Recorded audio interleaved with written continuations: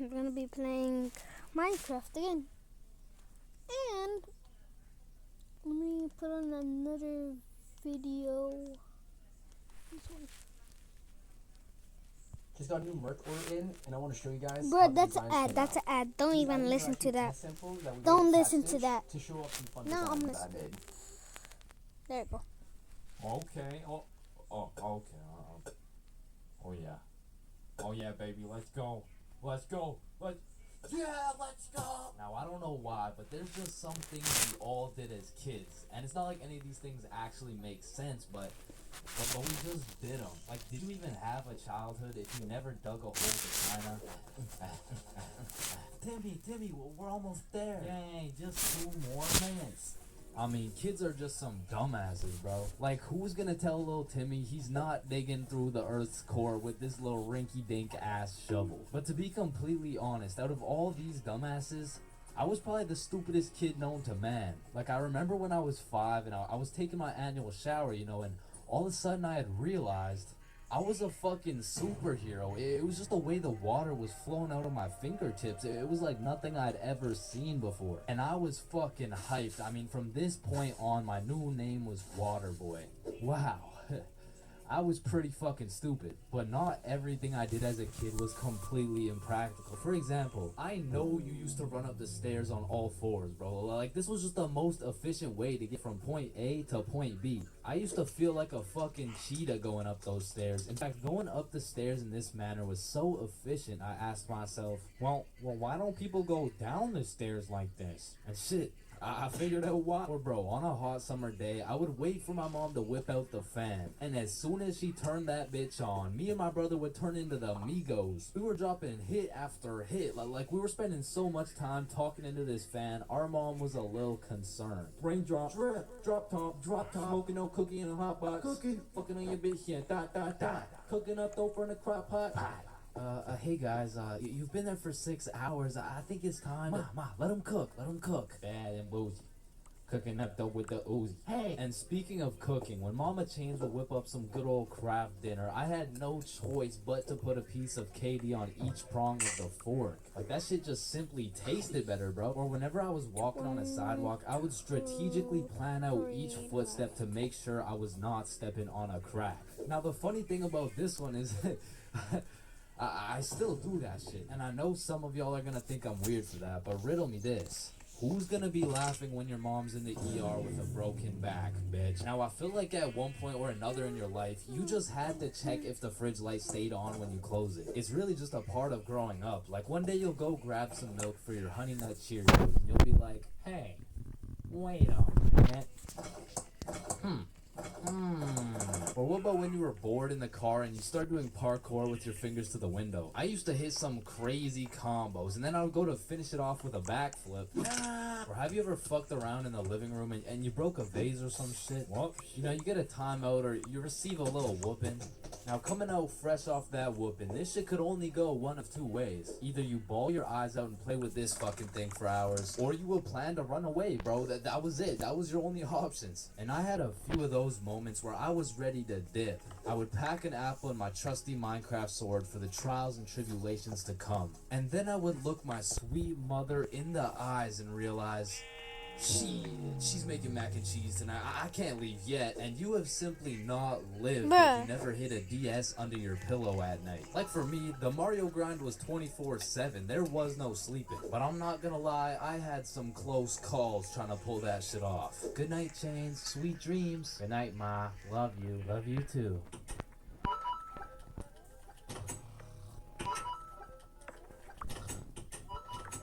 Fuck. And goddamn, bro, in grade 1, we would be doing anything but schoolwork. Like, we'd be poking holes in our erasers, injecting heroin with mechanical pencils, drawing this shit, and breaking this shit off mechanical pencils. I'm not gonna lie, you still gotta keep me away from those things, because if I see them, I will break them. And yo, I'm not gonna forget you motherfuckers who used to put glue on your hands and let it dry so you could peel it off. Like, bro, you're weird for that shit. I'm not gonna lie. But I did used to love crafting the biggest marker sword you could and have a duel. And I don't know why, but I always used to carry around this tiny ass pencil. Like, I never actually used it, but I always had it. And I used to flex it too, thinking it was cool or something.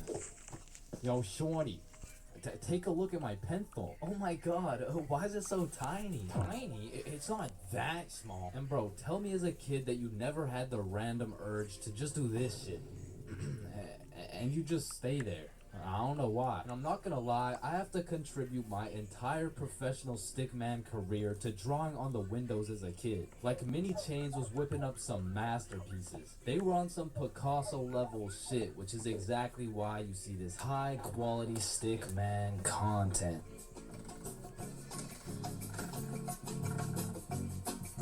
Bad haircuts. There is nothing worse than when your barber just randomly decides to destroy your self-confidence with some goofy ass haircut. And as someone who has never found a barber who consistently does me nicely, I have gotten my shit all the way fucked up on many occasions.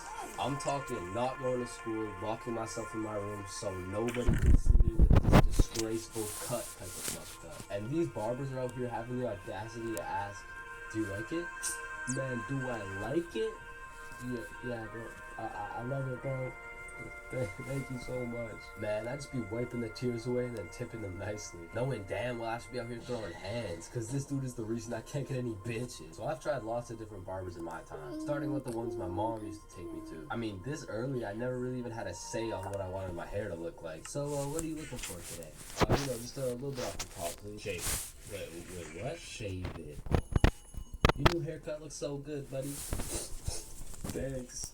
Hey man, you know your haircut is ass when your mom says she likes it. As a kid, I always dreaded getting haircuts because I knew my barber was already like 0 for 10. And I would show up to school every time knowing it was inevitable that I was about to get my shit flamed. And truthfully, there is no worse roasting than when you get a bad haircut. Like, people you barely even know will be out here cooking you. Who the fuck is this? All of a sudden, people got more jokes than Chris Rock.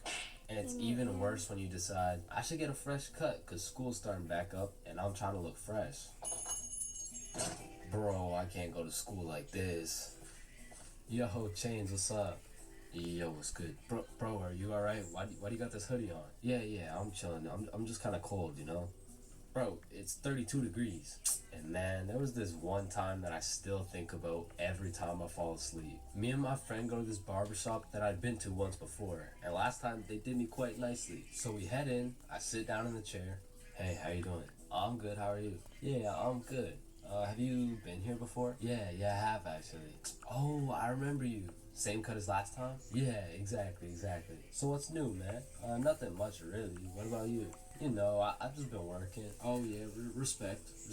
So, how's your dad doing? This is when I knew something was terribly wrong. Bruh, got his ass. You know, he's good. This motherfucker was giving me some random kid's haircut. This dude must have thought I was Manny or some shit, cause he gave me that middle part cut. And he pushed my hairline back a little bit. And everyone in my city knew this barber. So everyone at my school followed his Instagram too. Can I get a picture from my Instagram? Nah, bro, I don't really like being posted. Don't worry, it's quick. Nah, I don't really want to.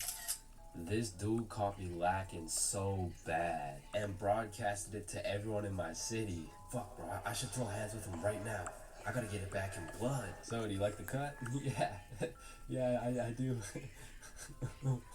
And when I checked my Instagram, I was out here getting flamed so hard. Borderline cyberbullying. And I'm not joking when I say this. This motherfucker fucked me up so bad. I learned how to cut my own hair and never went back to a barber ever again.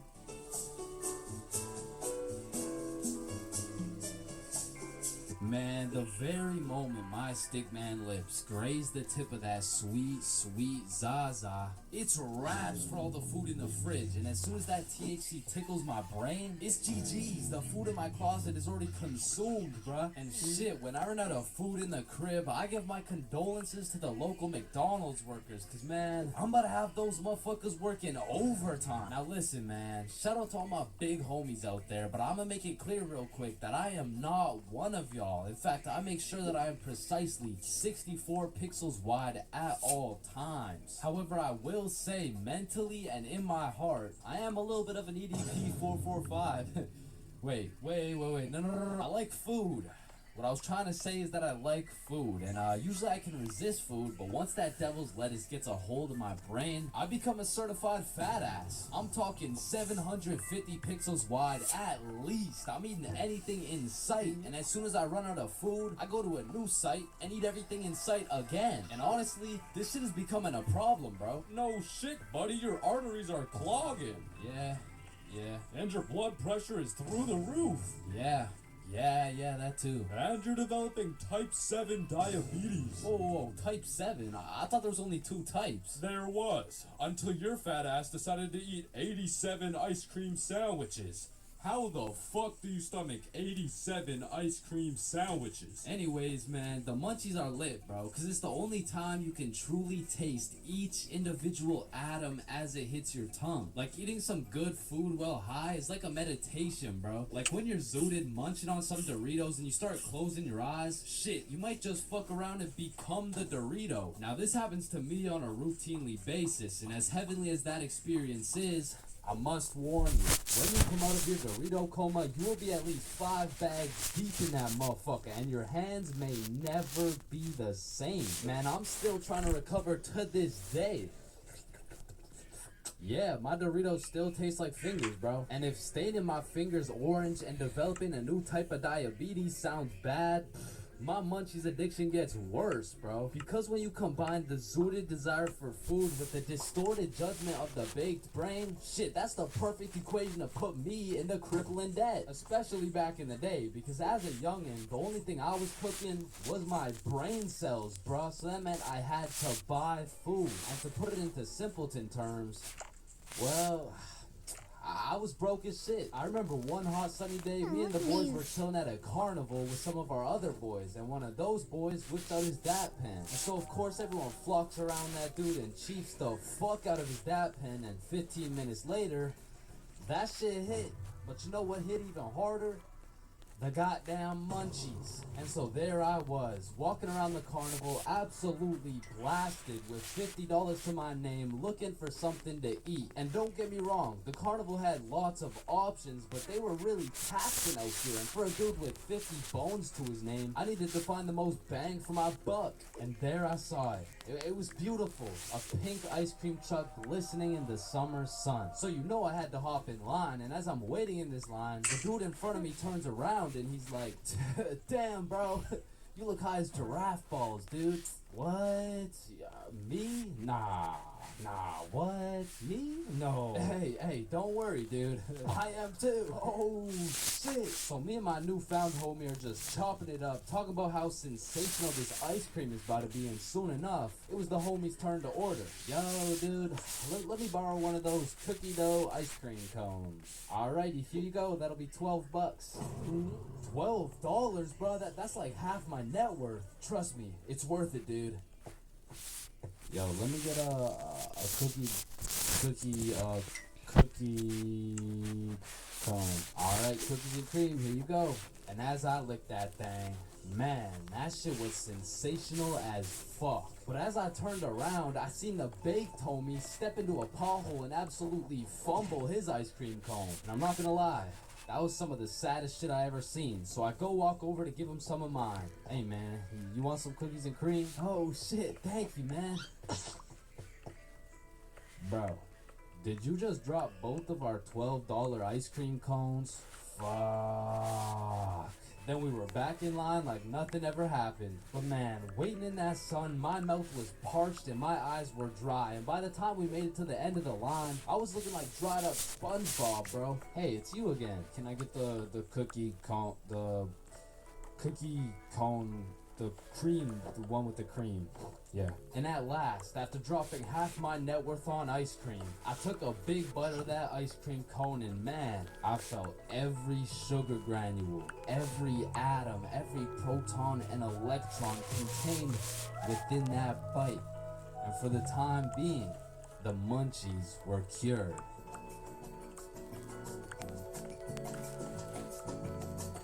Man, you could be the 47th president of the United States and you still get flamed in school. It's just inevitable. It could be your haircut, your clothes, and bro, even when there's nothing to roast, somebody's gonna try and spit out some bullshit anyways. Hey, yo, why does Carl's face look like Spider-Man's left nut? Oh, it's so true. How do you know what his nuts look like? And bro, when I was in middle school, all my clothes were hand-me-downs I got from my neighbor, and this motherfucker just didn't want to see me win, bro. So I was getting piles of V-neck shirts and jeans that didn't even fit. And not only did my neighbor have no drip, but dude was 10 years older than me, so every fit I made was just a decade too late. And pulling up to school and that shit had me feeling like a rotisserie chicken, the way I was getting cooked at a 360-degree angle, bruh. But my fit wasn't even the only thing that was outdated, because my phone looked like the first phone ever created. And it acted like it too. I mean, I would have to click the screen 5 times and then send a prayer to the heavens just to turn that shit on. And only real G's know the pain of having to whip out an old ass phone around someone else. Like, I remember this one time a girl came up to me and asked if she could add me on Snapchat, and when I gave her my phone, my shit crashed, bro. I think your phone just ran out of battery. Oh no, don't worry, sometimes you just gotta. Yeah, here you go. Actually, I have a boyfriend, so... Wait, what the fuck? And ever since that day, that phone was my #1 op, bro. So much so that the next time a girl came up and asked for my Snapchat, I started fucking malfunctioning, bro. Hey, can I get your Snapchat? No. Oh. Okay. Oh, no. It's just because I don't have Snapchat. Oh, well, what about your phone number? I actually don't even have a phone. You don't have a phone? Oh, well, I did, but then my dog ate it. You know, oh my god, is your dog okay? Sorry, I don't even have a dog. I don't have one. Then, who ate your phone? Fucking, I did. Wait, nope. Like, I do appreciate all the hand-me-downs, because without them, I would be walking through the school butt-booty naked. But to be honest with you, if it was a choice, I would have rather been butt-booty naked. Because these V-necks were Oh, yes, so I cool. already have a There's stack. birth control, there's condoms, and then there's V-necks, bruh. Well, shit, I mean, you can still pull a lot while wearing a V-neck, but it's just like... It's just There's gonna gonna be dudes. Just when you think I Dude, couldn't have been more stop, roastable, dude. my mom will be like, Dude, oh, sweetie, stop. you need a haircut. No, Dude, no, stop, dude. my mom Dude, used to take me stop. to this shop that gave out $1 haircuts, bro, and these motherfuckers were straight speed running these cuts. They'd be asking what kind of cut you want while cutting your hair, and by the time you get to show them the cut you want, your shit is already done, bro. And my mom must have not been tipping them either, considering the fact that every time I went back, the cuts kept getting worse and worse, until one time I walked out there with my head bleeding, like I asked for a 2 on the side, and she hit me with a -2. Now don't get me wrong, when I pulled up to school wearing the most abominable fit known to man with the atrocious haircut and shitter phone combo, I got my shit roasted, flamed, grilled, sauteed, deep fried, and then thrown into the goddamn microwave. Like the type of flaming that has you going home and just taking an extensive look in the mirror, questioning if you should legally change your name to Albert and flee the country. But somehow, this motherfucker Carl got flamed even harder than me, just for being Carl. Like, whenever a friend group is created, there's just one dude selected to be the punching bag for the entire group. And you know, I feel bad and shit, but like, Alright, I'm gonna go pin my it's cat. better Carl than me, bro, so I'm gonna slip a few jabs in if I have to. Yo, what the fuck is Carl eating, bro? Hell nah. Wait, whoa, Chains is eating the exact same thing. Nah, what? Your shit looks like it tastes like cardboard with honey mustard. Wow, how did you know? Like, Carl can't even get a little chuckle out without getting crucified, bruh. Damn, he's fucking that shit up. Looks like he hasn't eaten in weeks, though. Oh, hell no, Carl. I know you're not laughing. Yeah, I'm not. You're built like SpongeBob Brown Pants. You look like a malnourished Santa Claus, bro. Like, god damn, that's a face only a mother can love. What did I do? Now, getting roasted around your boys is tough, but that pales in comparison to the pain and embarrassment of getting roasted in front of your crush, bro. Yo, Chains, what did you get on the science test? I'm not gonna lie, I got like a 76. I'm surprised you're not smarter with that big ass head of yours. Good one, Joe. No, like for real, your shit is massive. Well, like the sheer amount of brain you could fit in that bitch should make you Einstein. You look like you should be pulling 10,000 IQ plays right now. You look like you got the solution to world hunger somewhere hidden in that big ass noggin. Like how do you even stand up straight with that absolute cranium for a head? But I remember this one time I got my shit flamed so hard in front of an entire audience that I was brought to tears. But I mean, I was 6. I was 6 years old, and the day was December 24th, Christmas Eve. So my mom brought me and my brother to this improv play, and as we sat and waited for the show to begin, this little elf walked up to us like, hey, do you guys want to be a part of the show? Yeah, let's do it. Okay, yeah, I'll do it. And once the show began, they called me and my brother up to the stage and asked us a very simple question. So, what do you guys want for Christmas? Oh, I want a Minecraft sword and a creeper stuffy. And, what about you, little man? And as I looked into that crowd with dead silence, my brain stopped braining, bro. Hey, don't worry, it can be anything. Shit. I want,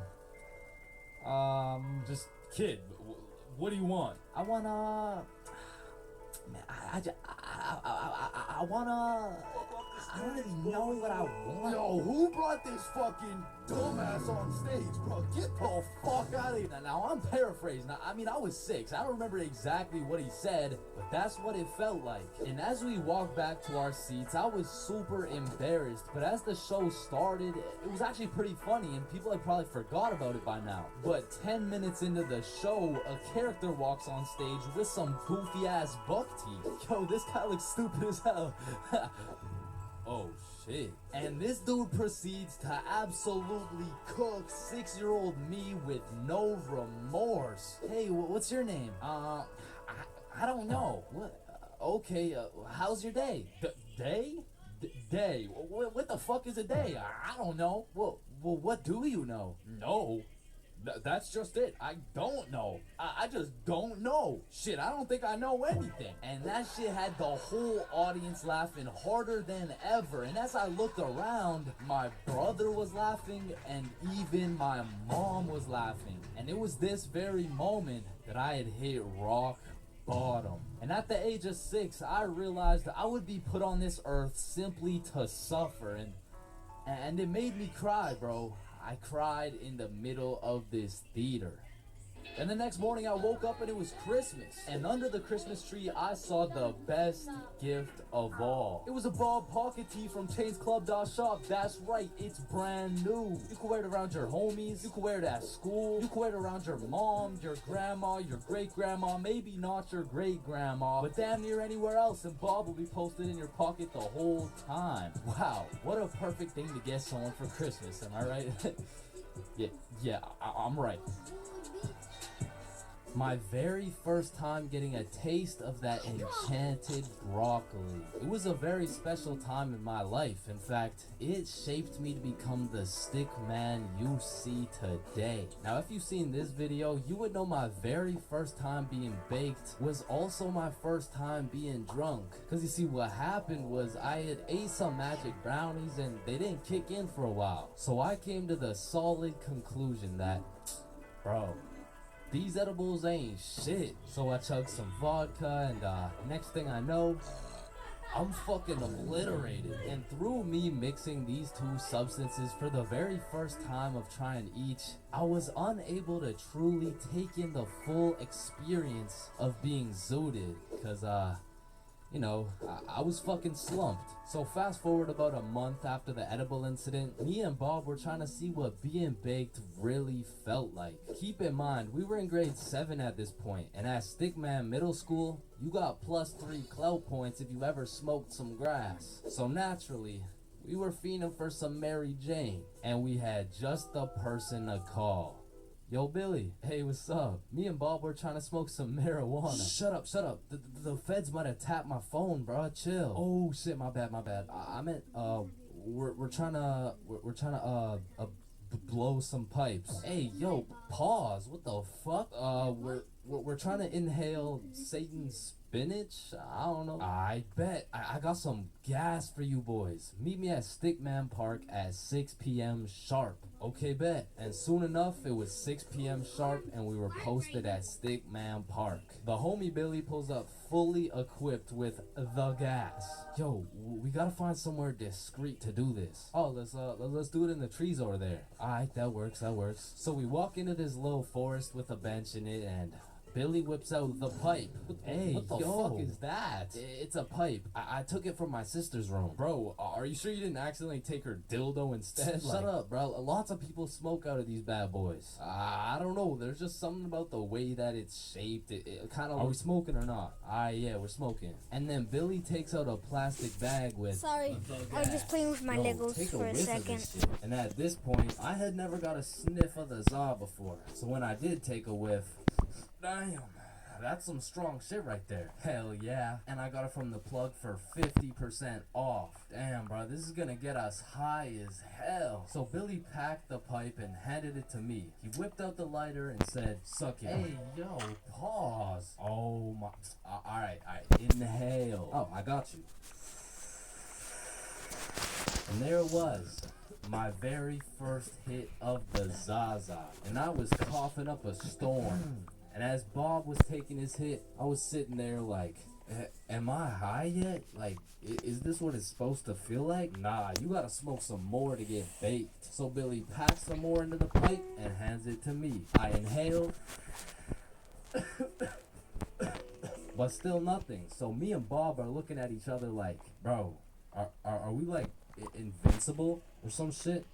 I think so. And Billy's like, no, you have to inhale and hold it in your lungs for as long as possible. So I tried it. I inhale, I held it, and then I was coughing up a storm again. We repeated these steps for like 20 minutes and still nothing. Now, me and Bob didn't know shit when it came to the topic of devil's lettuce, so we were just taking Billy's word for everything. Yo, don't worry, it'll hit you in like an hour. So we walk back to Bob's crib and sure enough, an hour goes by. Yo, are you high yet? Nah, I still feel normal. What about you? Yeah, I'm chilling. So we waited and waited all night and nothing happened.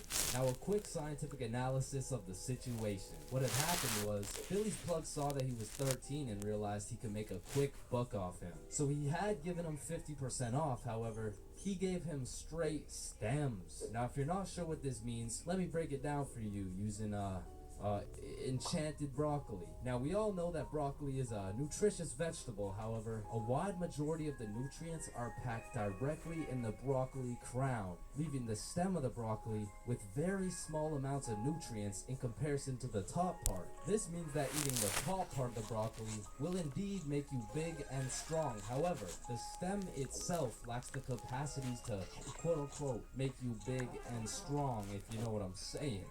Remember, eat your broccoli. So essentially, me and Bob were smoking that doo-doo pack. Smoking straight Reggie.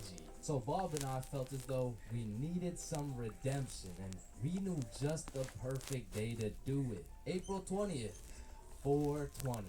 So today was the day we would really know what being zooted felt like. So me, Billy, and Bob went over to our homie's house because we knew this homie in particular would have the facilities to celebrate April 20th. So we knock on his door, he lets us in, and the first thing this motherfucker says is, so, are we smoking fat today or what? Yes, sir. Alright, follow me.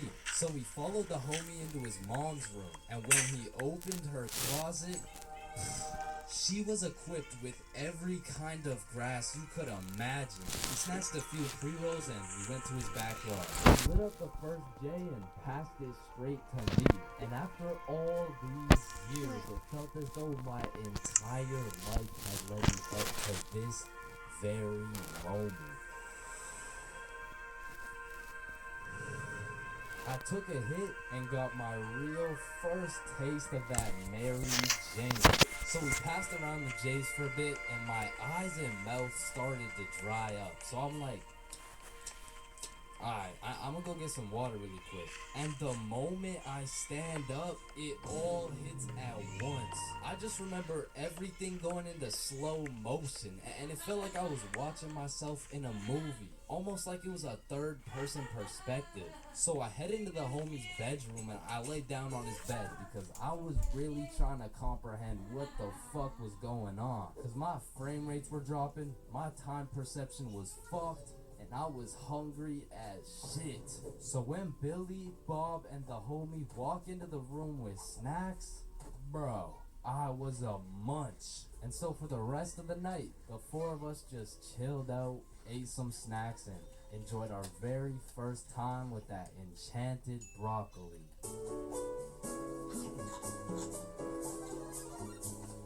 When you like a girl and you both bring a friend, man, what could possibly be better than a two-man mission?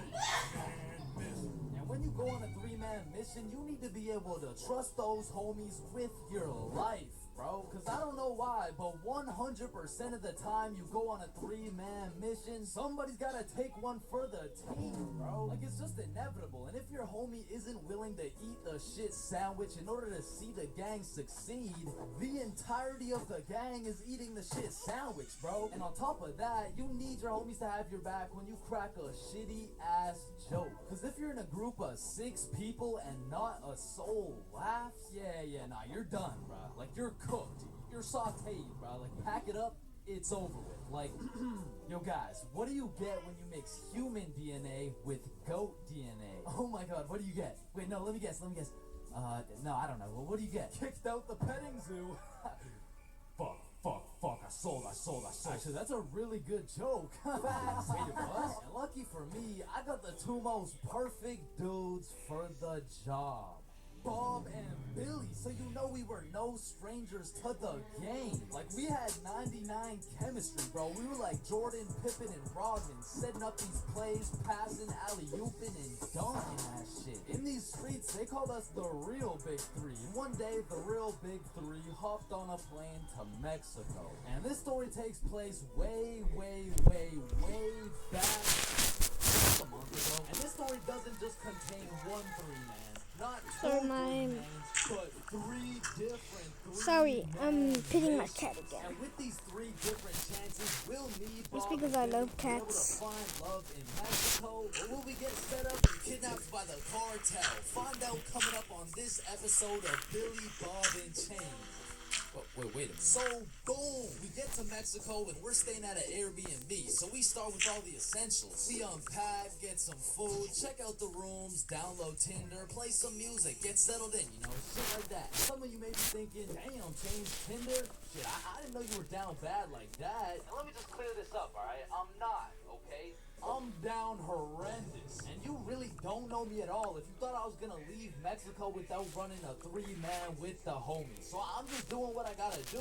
Don't hate the player, hate the game. So we got there on a Monday, and for the first few days, we're exploring, we're trying some food, going to the beaches. It's great, a bunch of nice and relaxing shit. But at night, it was grind time, bro. I was swiping more than a girl with daddy's money, and I was shooting more shots than Drizzy Drake at his local middle school. So by the time Thursday rolled around, I secured the first 3 of the trip. And when I told the boys, they were hyped as fuck. I mean, Bob was so excited, dude almost made a facial expression. So before we went out, we had to get teed up. And lucky for us, we spent half our food budget on a few bottles of vodka. So we're absolutely down in that shit until our Uber pulls up. We hop in the Uber and get dropped off by some bars where we plan to meet the girl. Now keep in mind, at this point, all I've seen of this girl is pictures. And you know there's a brutal catfishing epidemic going on. So let's just say it's completely in the realm of possibility that I set up a link with 3 big buff Mexican dudes. And Lord knows I'm crossing my fingers. Excuse me. No, like hopefully there's like no big buff Mexican. I don't want the big buff Mexican dude. So my heart dropped to my balls when I got a tap on my shoulder and turned around to see a not so buff Mexican dude with another not so buff Mexican dude with the 3 girls. Hey, oh no, don't worry, these were my friends by the way. Hey, okay, yeah, what's up? Not only was I relieved that she wasn't a jack dude, but she was fine, nice, and she spoke English. She was boss girl and Billy. He had to take one for the team for sure. Hey, bro, I'm sorry, but this is just the way the cookie crumbles. Shit, bro. Can we get another cookie? It's too late, bro. It's already crumbled. And Billy took that shit like a champ, bro. So all 8 of us go to a bar and we're just talking, getting to know each other and shit. And I noticed Billy just keeps the tequila shots coming. I mean, we were only 10 minutes into the conversation, but this dude is 10 shots deep at this point. And all of a sudden, this dude starts laying down that Google Translate riz, and he's dropping hard eye emojis and shit, and I'm like, damn, respect. I mean, he's taking this extremely well. And after about 30 minutes of talking to this girl, I look over at Billy, and I start to see some wild-ass emojis being thrown around. Like, oh, shit, Bob. Yo, I think Billy forgot he's the one taking one for the team. So me and Bob cut him off with the tequila, and then my girl is like, hey, do you guys want to come over to our place? Yeah, oh, yeah, hell yeah. Yeah, right? Yeah, he's fine. So we hop in their whip and go to their crib. And at this point, it's getting kind of late. So we're just chilling, listening to music and things of that nature. When me and Bob realize Billy and his girl are nowhere to be seen. So I turn to Bob and I'm like, Yo, should we stop him? damn, bro, you're right. We can't let him do that shit. And listen, bro, I've never been the type of dude to cock block. But if it's the homie who's about to interlock with the chalk chick at this o'clock, I'll walk up, knock, and lock, and block that cock if I have to. And so I did just that. I walked up, knocked, of course, unlocked the door, and respectfully, I blocked that cock. Yo, I'm taking one for the team, remember? Nah, I think the team's doing just fine, But bro. you know me, I was gonna do it for the team, like for I don't think the team needs this one, gang. No. Remember, I'm supposed to be like taking it for the team, like this for the. Yeah, you right. Let's just go home, Billy. No, wait, yo, how are we gonna get home? We're in Mexico. Ese de quién So es. we said our goodbyes, got in the Uber, and man, Mira I dónde lo felt like a cuelga. basketball coach No, whose mira, son mira, just lost to a special needs team, bro. Hey, listen, bro. I had a lot of tequila tonight. I'm sorry. I just Billy, I'm not mad. I'm just Whatever. disappointed. Damn, bro. And the next morning we woke up, and I'm not gonna lie, we felt it a little bit, especially Billy. Billy was in physical and mental agony, but we have a secret method to get rid of any hangover instantly. It's Three, called two, vodka. one. So we're practically eating this bottle for breakfast, and once everyone was healed up, we hit the beach and had a fantastic day. It was stupendous, really. And once the sun started to set, we got some food, and man, it was gas, bro. I had the best nachos of my life. And as I'm consuming this orgasmic meal, I get a little notification on my phone from a new girl. Yo, you got any friends? Oh, shit. And I'm like, hell, yup. And she's like, I'm going out with some friends tonight. You guys should come. And I'm like, hell, yup. And just like that, we secured our second 3-man mission. So we absolutely housed that Wait, fucking actually, meal, wait. go back to the crib, get I'm ready, gonna go back tee to up, my you crib. know the drill. We hop in the Uber and get dropped off in the same area right where over the there. clubs and bars are to meet these girls. And when we We're get gonna there, go, Bob and Billy yeah. are both praying they don't gotta take Make- one for the team make this a time. And I'm bridge there just chilling for like, over yo, this here is in why the back. I set up the 3-mans, because then I never have to take one for the Chains. Is that you? Shit. Who's asking? It's me, Sarah. Oh, no way. Really? like really? Yeah. Yeah. Oh, yeah, no. You must be looking for the other Chains. No, don't worry. This happens all the time. Oh, no. Chains for real. Yeah, look at this. This is you. Oh, fuck. Would you look at that? Wait, how do I make I guess it is me. Fuck. Like shit, I don't know Here it how is, she here it did it, is. but she got my ass, bro. I got catfished nicely. But I guess it was just my turn to take one for the team. And I looked up at who she brought, and she pulled up with 4 straight dimes for the homies to choose from. Like, bro, why me? So we're walking, and the girl I'm Can we temporarily get associated some with is like, hey, let's go to the club. Let's go. So we go to this club, 8 people deep, and the girls are like, yeah, let's buy a bottle. Yeah. Where's your money? ¿Qué? No entiendo. Wait, I could have swore you spoke English. Oh, yeah, no, I'm fluent, for sure, yeah. You said you wanted a bottle, right? Yes, please. Yeah, you got bottle money? No entiendo, no hablo inglés. And now I'm starting to get the vibe that whole time, these girls just wanted a free bottle. And as soon as I start catching on, she starts upping her game, like, oh my god, you're so strong, look at these muscles. So I go to give Billy one of those side eyes, and when I look over, these motherfuckers are completely lost in the sauce. Yeah, bottles on me. So Billy pulls me aside, like, yo, we gotta split a bottle. Just bruh. looking at my cat. He was meowing for no reason. Oh, he was crying for not crying for a reason, but like he was crying, Yeah. not crying, whatever. We're getting a bottle. It's because he was doing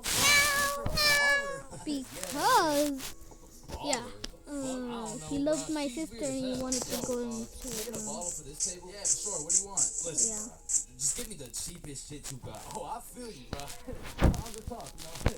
That'll be 1,100. God damn, that's a lot of pesos, bruh. Pesos? Yeah, like 1,100. That's a lot of pesos. Nah, amigo, that's USD plus $500 to walk into you with the Chicago fee of $350, and for the tip, it'll just cost you your left test. Oh, yeah, that's my favorite nut, bruh. Yo, Billy. We don't got it like that. Yeah, hell no. Let's just not get it, bro. At least these girls are already fucking with us without it, though, right? Yeah, facts. Yo, we're not gonna get the bottle. Oh, why not? You can just buy it. It's not that big a deal. Nah. It's cause we we don't got enough money. They fucking dipped, bro. Quick as hell, too. They all just evacuated, bruh. No, bruh, that was my wifey. And I'm just over here thinking, damn, I'm just glad I didn't have to see that shit through, bruh. But Billy, yeah, he was really going through it. Until he got distracted by some other random girls in the club. So at this point, all 3 of us are on the dance floor, absolutely fucking that shit up, when I start getting spammed on my phone. So I go to check who it is. And Go. Girl, like, hey, we all into the club break decided we can all split this bottle. It'll be $86 per person plus tip. That'll be $95 each. And she's literally telling me the whole price breakdown of this bottle. She pretty much just sent my ass an invoice. And I'm like, hell nah, I don't care if that shit would have been free. There is no way I'm ever gonna see this girl ever again. And then I get a tap on my shoulder, and it's 3 big buff Mexican dudes. It was the gold digger girl, but this time I probably would have preferred the buff dudes. Cause this girl grabs me by the arm, pulls me outside with all her homies, and starts breaking down the price again. Okay, the bottle is $700, but you just gotta pay $95. Yeah, we're in, let's do it. No, what? Billy, chill. So I call an emergency meeting with the homies, and we huddle up, and I'm like, listen, you guys can go with them if you want, but there is no way I'm going and paying for this girl's bottle. Fuck that, bro. You're right. We could find something better for sure. We jump ship. Absolutely abort mission. Yo, what's that over there? I'm not stupid. I'm not falling for that shit. Nah, is that Jeff Bezos handing out free bottles to catfishes? Wait, what? Where? So we evacuate and start roaming the streets when I get a tap on my shoulder. I take a deep breath, turn around, and it's the girls from the OG 3, man. Like, oh my god, James, what are the chances? Yo, what's up? And me and Bob are hyped, but Billy's over here having traumatic anime flashbacks and shit. You guys should come with us. We know the best spot here. Oh shit. Oh, fun So horses. they take us to this club bar thing, and it's fucking bumping. But as soon as we get inside, Wait, I'm gonna go Billy get some hay. disappears, I'm gonna go bro. get And some I don't hay. even blame him. He's staying as Wait, no, far away I from can't this get girl hay. as possible. Not because he's scared of what she's gonna I don't do, have- but because I deep don't even down, have he's scared any of what seeds. he might do. But regardless, me and Bob continue Bruh. to respectfully obliterate the dance floor for about an hour straight. And then the girls are like, "Hey, Oh my it's goodness, getting kind bruh, I of late, almost so died we're gonna head again." out now." I bet. Wait.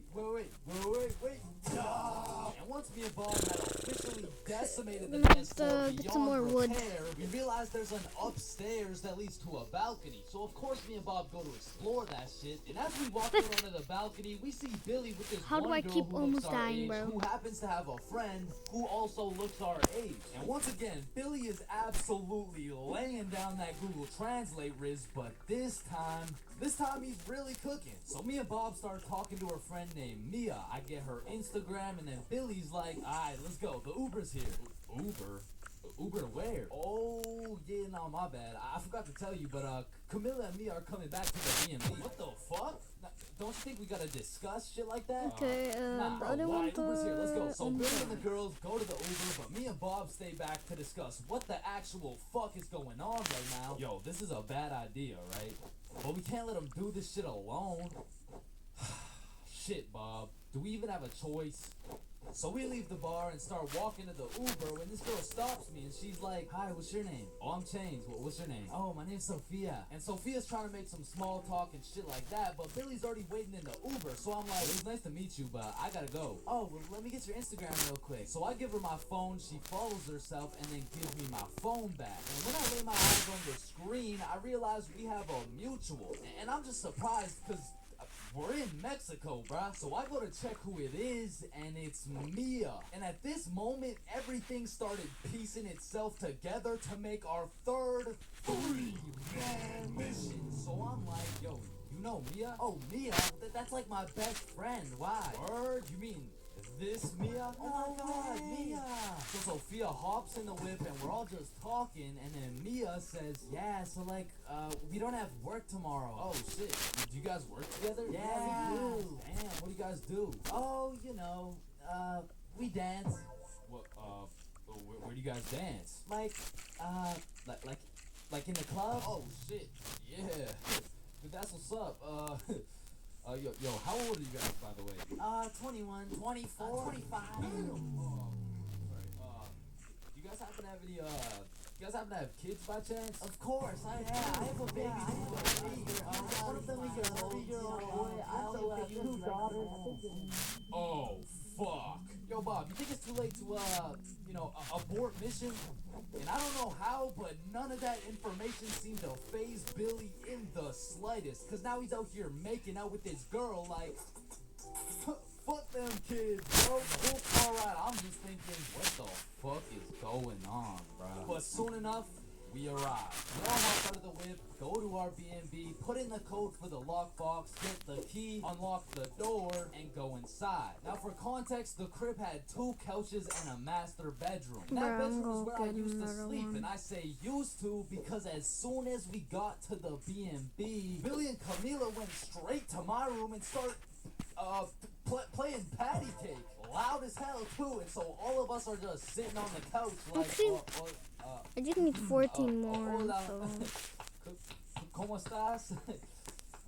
Fuck. And this motherfucker Billy was just making up for every single time he had to take one for the team. And after the longest 20 minutes of my life, Billy walks out of the room smiling from ear to ear like, what?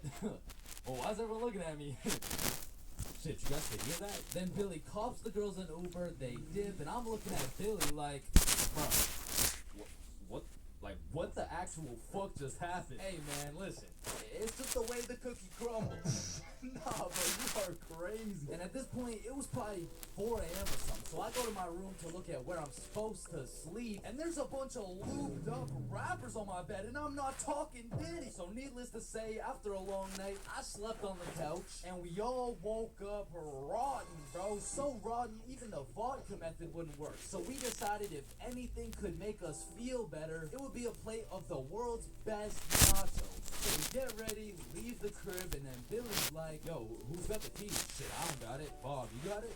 I mean, it's probably on the counter where we always put it, right? Yeah, facts. We check the counter, it's not there. We check the tables, not there. We check the couches, bedroom, kitchen, nowhere to be seen. So we scavenged the entirety of the Airbnb. We even looked through every single bag of garbage, and it was nowhere, bro.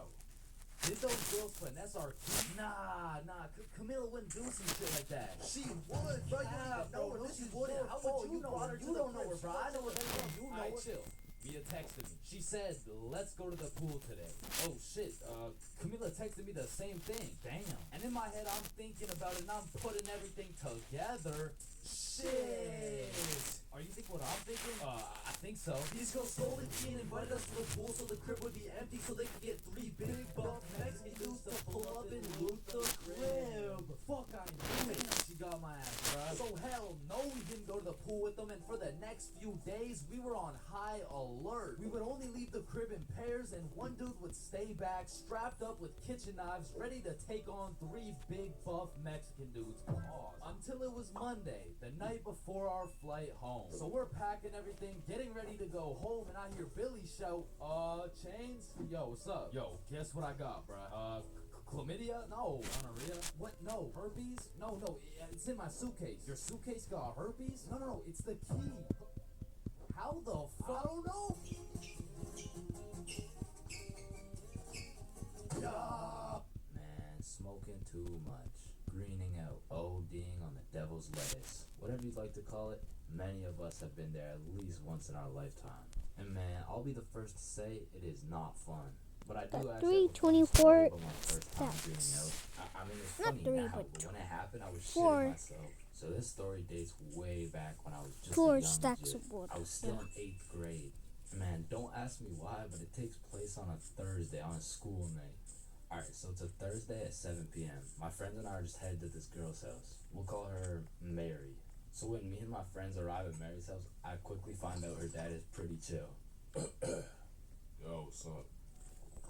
And you know, the apple doesn't fall far from the tree. So we'll just say Mary was no stranger smoking some grass around here. With that being said, I kind of was. I had only smoked a few times. And the times that I had smoked, it wasn't anything crazy.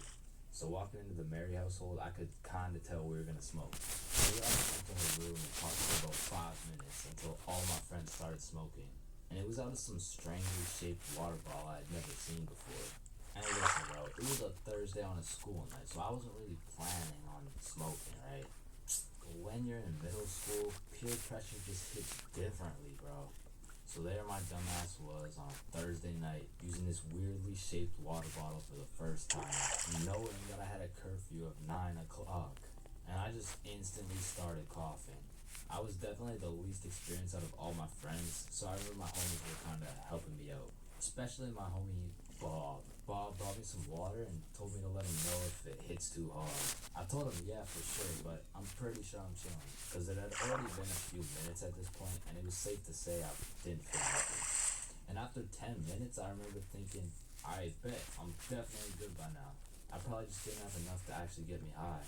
So shit, maybe I can make it back for my 9 o'clock curfew after all. That shit hit me like Mike Tyson in his prime, bro. I don't know why no one told me this new device would have me slump like Nate Roberts, but it's already too late at this point. My vision started to get choppy. It's like I was running 30 frames per second in real life. And of course, the dry eye starts to kick in, and I just get really hot out of nowhere. And I guess at this point, Bob could just see the panic in my face. So Bob was like, come with me, and he brought me to the bathroom. And bro was prepared. He threw down a pillow and a blanket and was just... And as he leaves me in the dark in the bathroom... Okay, guys, I'm gonna do some Nah, not James, boy. off camera. Rest in peace. Rest in peace? Yeah, Bro, I'm gonna off die. camera. But to be honest, Think my brain so, was yeah. way too fried to even care. The I'll effects see were you in a worse little by the bit. minute. You guys ready for the results? But man, alcohol Okay. just works its magic and has me young like cotton. Ta-da! Hangovers being this type of drinker has to be one of the worst. I guess next to aggressive drinkers, you know what I'm saying? Anyways, I had to put a you also might put have a encountered the philosopher. crafting table down because I couldn't yeah, tell you why, but for whatever all the reason, things after over taking 5 here, shots, all some motherfuckers just become a this. philosopher, bro. I had enough They just have coal. philosophical questions coming out of nowhere. Now I don't have a They evoke stack. respect, too. Hey, man, No, love I doesn't have to even transfer exist, bro. some of it It's to have all a just stack. an illusion. Love is just a So, yeah. chemical reaction that occurs in your brain that was programmed to make us inclined to reproduce. Next up, we have the OD, overdrunk. This is the 7th and final stage of being drunk. If you've seen the 7 stages of being real, you'll know exactly what I'm talking about. But some people are just prone to drinking way too much, and somehow they always find themselves blackout drunk. But yeah, there's the of course, we have the chill drinker. These people are just pretty neutral. They just be talking at a about normal stuff. And honestly, these people are just overall enjoyable to be around, especially when you're drunk. Let me know in the comments if I missed anything, and also let me know which type of drinker you are. It was a snowy Christmas Eve.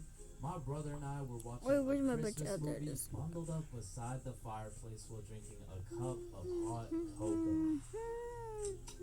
Man, it can't get any better than this. Or can it? What could possibly It looks like I went enhance into these festive creative, but activities to their I didn't. maximum potential? I swear.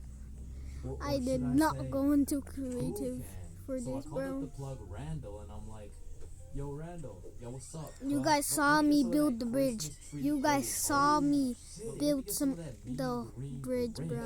Yes, Then some I of built that a little Rudolph bit red more eye, you know what I'm saying? off Could camera. but the thing Because yeah, is, that's I what can't all deliver YouTubers right do. now, why not? Well, you see, me and Everyone the else family are does, setting up so, milk yeah. and cookies for Santa Claus, cuz. Oh shit, Randall, I didn't know you were a family man like that. Cuz, you already know it's Christmas Eve and shit, but if you really need some of that mean green Grinch, by the crib, pick it up. Say less. Randall sent his address, and it was only a 15-minute drive. So we walked outside to go hop in the whip, and I'm like, what? Where the fuck did the whip go? It should be right here. Oh, fuck. I mean, the entirety of the whip had been covered in snow. I mean, in these conditions, not only would it be impossible to drive, but many would say it wouldn't even be possible to walk to Randall's crib. However, on this specific Christmas Eve, there was nothing that was going to get between us and that Christmas tree. Oh, geez. So we throw on our snow attire and take our first step off the porch. And god damn, that shit was deeper than I thought. As we started our journey to Randall's house in waist-high snow, I was filled with determination. The type of determination that just dipped after 5 minutes of wet socks, possible hypothermia, and no end in sight. Bro, should we just head back now? I mean, we still got like 30 more minutes Probably to go a, to Randall's house. there's probably a village bro. nearby over here, Change. so yeah, Just picture this. that's why I'm going over here. Mariah Carey is playing in the background. Your nose is filled with the sweet scent of freshly baked cookies while we get baked as fuck and drink as much eggnog as we want. Shit, you're right. We can't stop now. So we walked and walked in what seemed to be like endless amounts of snow. But then a brightness slowly revealed itself through the snowfall. A beautifully decorated house with reindeer on the roof and Santa Claus in the chimney. We had made it. We made it to the boy Randall's crib. Randall invites us inside, and out of the Christmas spirit, the homie Randall sessions us up for the free ski. And at last, I got a taste of that Rudolph Red Eyes Kush, and in that moment, it was all worth it. So me, Randall, and my brother smoke up for a while, but then my brother realizes, oh shit, it's already 11 p.m. We gotta make it back for Christmas. Damn, you're right. Wait. Before you just go, take some for the road. Man. So we begin our journey back home, except this time something was different. We were zooted as fuck, and if you've ever been in the cold while being more baked than some gingerbread, you would know that shit is ass. And as my brother and I walked through the snowfall continued to get worse and worse. And after 30 minutes of walking back home while being higher than Santa's sleigh, my legs just folded, bro. Oh shit, Chains, are you good? Bro, it's too far. You're gonna have to make it back without me. Bro, shut up. You're fine. You're just high as fuck. Oh, Nichan. Bro, get your bitch ass up. Let me go. You need to make it back before Christmas starts. Yo, just get up, bro. Stop playing around. Oh my fucking god. And then I fucking died. Maybe that mean green Grinch was gonna be what stole my Christmas after all. Man, You're not fucking dead. Until my brother decks my ass harder than the boughs of holly. Bro quite literally slapped me back to reality. And that was all I needed to keep going. But we only had Oh, look, 5 iron, days to iron, make it iron! back to the house before Christmas. So we used everything we have left. We see the red and green glowing lights in the distance getting closer and Found closer. iron! And by a Christmas miracle, at last we could sit down on the couch, bundled up next to the fireplace, watching a holiday movie, drinking some hot cocoa, all while zooted off that Christmas tree OG.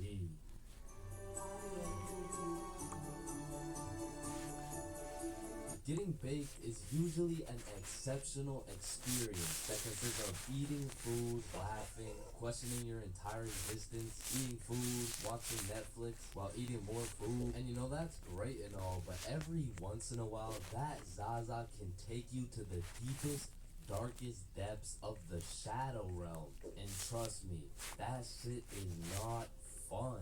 So I wake up on a sunny Saturday afternoon at 1 p.m. You know, a respectable sleep-in. I hop in the shower. It was a good shower. I checked the Clash of Clans base. I didn't even get raided. I eat some scrambled eggs and toast. Shit was scrumptious. And all of these things led me to More iron! today's gonna be a good ass day. But little did I know, today would be the day I would look death in the eyes and fight for my life. So I finish my scrambled eggs and I pull up the boys group chat and I'm like, what's the move? And Bob's like, I don't know, let me check. So I'm like, okay, bet. There's no moves, bro. And because there was nothing to do, the boys and I would have no choice but to reside to the default move. Let's just smoke, bet down. So the default move always takes place at the boys' home base, Bob's crib. Now Bob's crib was the spot to be baked for many valid reasons. First of all, bro's basement was simply comfy as fuck. Couches on lock, blankets always ready with infinite pillows. And Bob's dog Walter was the fucking goat. But most importantly, Bob's cupboard was always stacked. I mean, this cupboard has enough food to feed a village. This cupboard has more snacks than 7-Eleven. And this cupboard had enough calories to be in a Nikocado avocado video. Oh my goodness! Perfect. Because god damn, when I get baked, I become a certified badass. So you know the drill. We roll up and got a joint in rotation. And honestly, I don't know what got into me this night. I gotta make a... Absolutely reefing that hoe. Yo, chill. God damn. Fuck it. Let's roll another one. So we rolled up another J, and I just simply could not be stopped. And I specifically remember asking, how high can I really get? And after about 30 minutes of me going bananas on these joints, I found the answer to my question. Oh my goodness. Pretty fucking high. I found gold. I was beyond zooted. Like at that point, time was. I finally found gold, bruh. And it was. And guess what? It's 4. Senses become extra sensitive. So I was. Oh, I just forgot where I posted up came in a from. blankie while munching on some pizza I'm gonna have pops. to go on And I was creative and truly go back invested to the in those up pizza there. pops. I mean, in Because, that bruh, moment, I thought I more wanted the pizza pop, gold! bro. But once I finished the pizza pop, we all Yo! decided it would be a good idea. There's to so go for much a things walk. in here. However, the moment I No stood wonder up, Minecraft I says started feeling the more peculiar. the more But deeper you regardless, go, we went the outside, more and at this common point, it was already diamonds dark. get. Because in the time we were smoking at Bob's crib, the sunny Saturday turned into a very cloudy, dark, and cold Saturday night. So Billy and Bob are walking towards this creepy looking forest, and I'm like, alright, I think I'm too high to go into this forest, bro. Nah, don't worry. I've been in this forest a million times. I know it like the back of my hand. Alright then. And as soon as we step into the forest, I start hearing shit, bro. Yo, did you hear that? Hear what? It sounds like someone's in the bushes. Nah, you're just baked as shit. So we continue walking for about 5 minutes, and out of nowhere it starts pouring. And this was really the point where everything shifted, because I was far too faded to be out in a dark, cold, rainy forest. So I'm like, alright, let's just go back to Bob. Yeah, fact. Let me build I a didn't know door it was real gonna be quick. Let me raining, build but some as doors. we're walking back through the forest, I can undoubtedly hear something in the bushes. Okay, what the fuck was that? Oh shit, run! Oh hell nah! Bob and Billy start hauling ass, and scared as hell, I slowly turn around to see a fucking demon coyote pack looking at me like I'm lunch, bro. And this had to be because of the second joint, but for a moment, I looked this coyote dead in the eyes.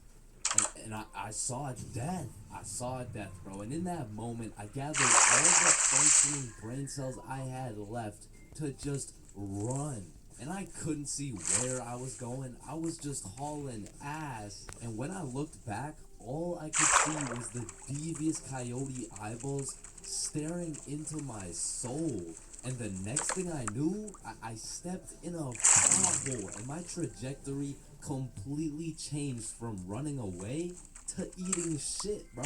And when I say falling felt like it was in slow motion, I mean I had to have been falling for 5 minutes. But once my face made contact with the ground, this is how I went out. I was about to get packed up by a pack of coyotes. As they approached, I was saying my goodbyes. But out of nowhere, I hear something in the distance. This motherfucker Bob drop-kicked the coyote in the face. And it had to have been that Zaza that made these coyotes look so devious, because after Bob socked that jit in the face, they weren't so scary. I mean, they all just ran away and dispersed. They had me like, yeah, and don't come back, bitch. So we walk back to Billy's crib, and I'm still tweaking off those joints. I'm like checking behind me, checking beside me, checking the sky to make sure no evil crows pick me up and kidnap me. But we get back to Bob's crib, and I sit down on the couch, and just as I finally felt relieved, I get jump scared by Walter. Bro pretty much gave me a heart attack. I thought the coyotes had invaded Bob's crib to come and kill me. But it was just good old Walter coming to chill with the boys. So I got some more pizza pops, and we lived happily ever after.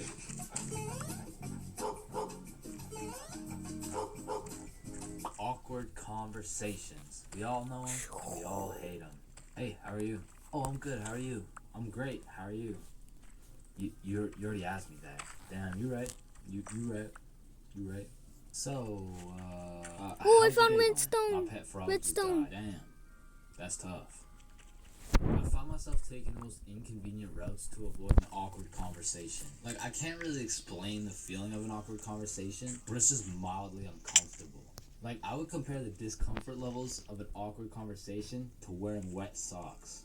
Like, it's not the end of the world, but let's keep it real. No one wants to wear wet socks. And honestly, I would take a slightly inconvenient path if it meant I would not have to wear wet socks. Also, I feel like there's some other situations that are in the awkward conversation family that I also hate. For example, the handshake fist bump dilemma. Yeah, it was nice seeing you. Yeah, fist bump.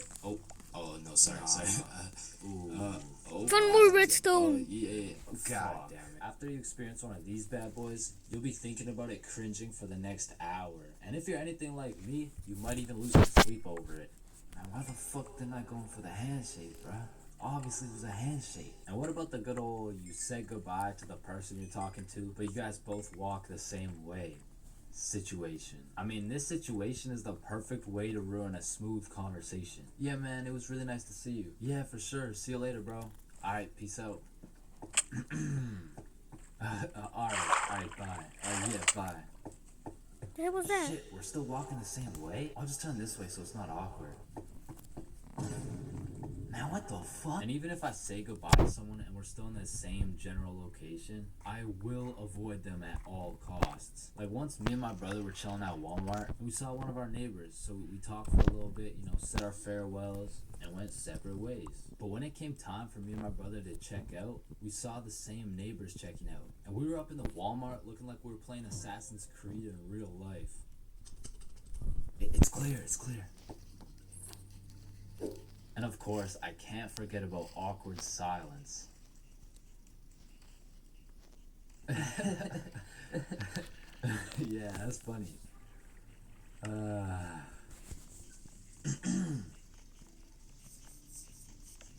Me personally, I have some procedures in place to avoid awkward silence no matter what. For example, my philosophy is to just say things.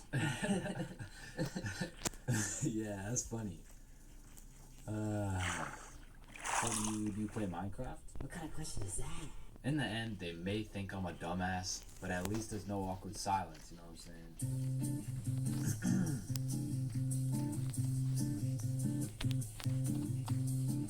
Now, I really don't have many fears, but there are 4 things that I would say I'm truly scared of, which are sleep paralysis, being flipped over while I'm in a porta potty, this thing, and public speaking. And honestly, I can't even really explain why I'm scared of public speaking. I mean, sleep paralysis, you'll have demons chilling in your room while you can't move. The whole porta potty thing, that's just some traumatic shit. And this thing No, why did is it get so fucking dark? terrifying. But there's just something about talking in front of more than 5 people that has me shitting bricks. Like, my brain will start showing me the absolute worst case scenarios possible. Hi guys, my name is Chain. You're off the Boo. stage, loser. No one likes you. Hi guys, my name is...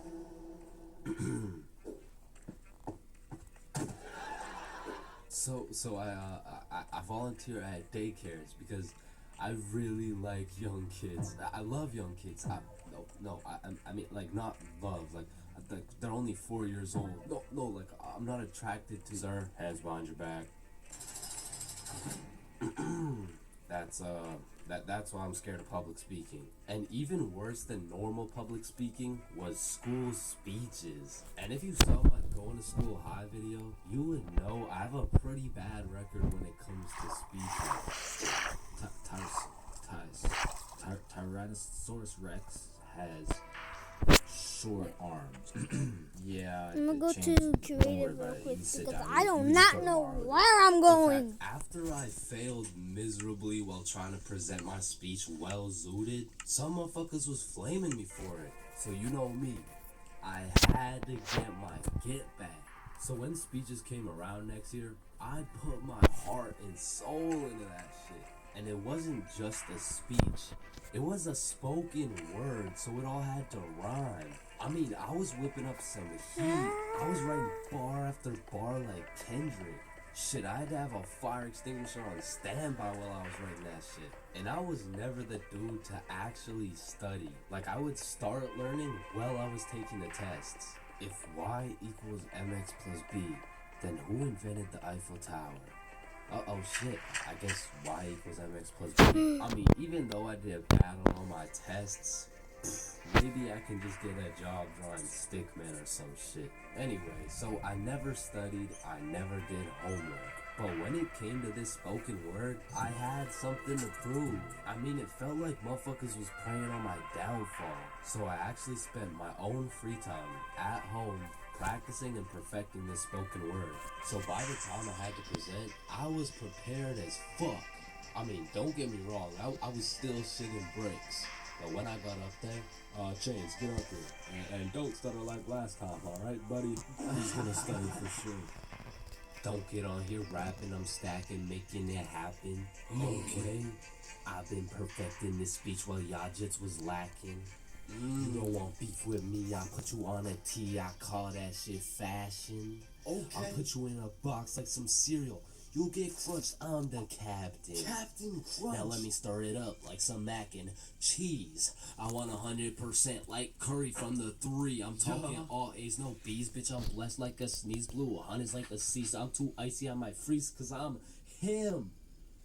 I'm not talking slash he. God damn. Spitting right now. I went bonkers, bro. In fact, I went so bonkers. Where is my that teacher place? volunteered me to go present my speech to the entire school. Now, usually I would be way too scared to public speak in front of that many people. But right now, I'm all hyped up on how bananas my speech went.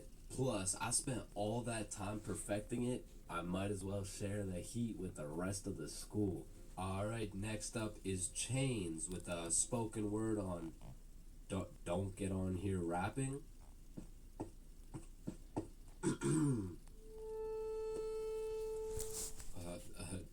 Don't get on here stacking. I mean rapping, stacking. I'm happy. You don't want beef with me because, quite frankly, I will put you on a T-shirt. I mean, you could call that fashion. Thank you guys for having me. I fucking fumbled. I folded under the pressure, bro. With the entire school watching my fear of public speaking absolutely crush me. And that is the reason why I have a fear of public speaking.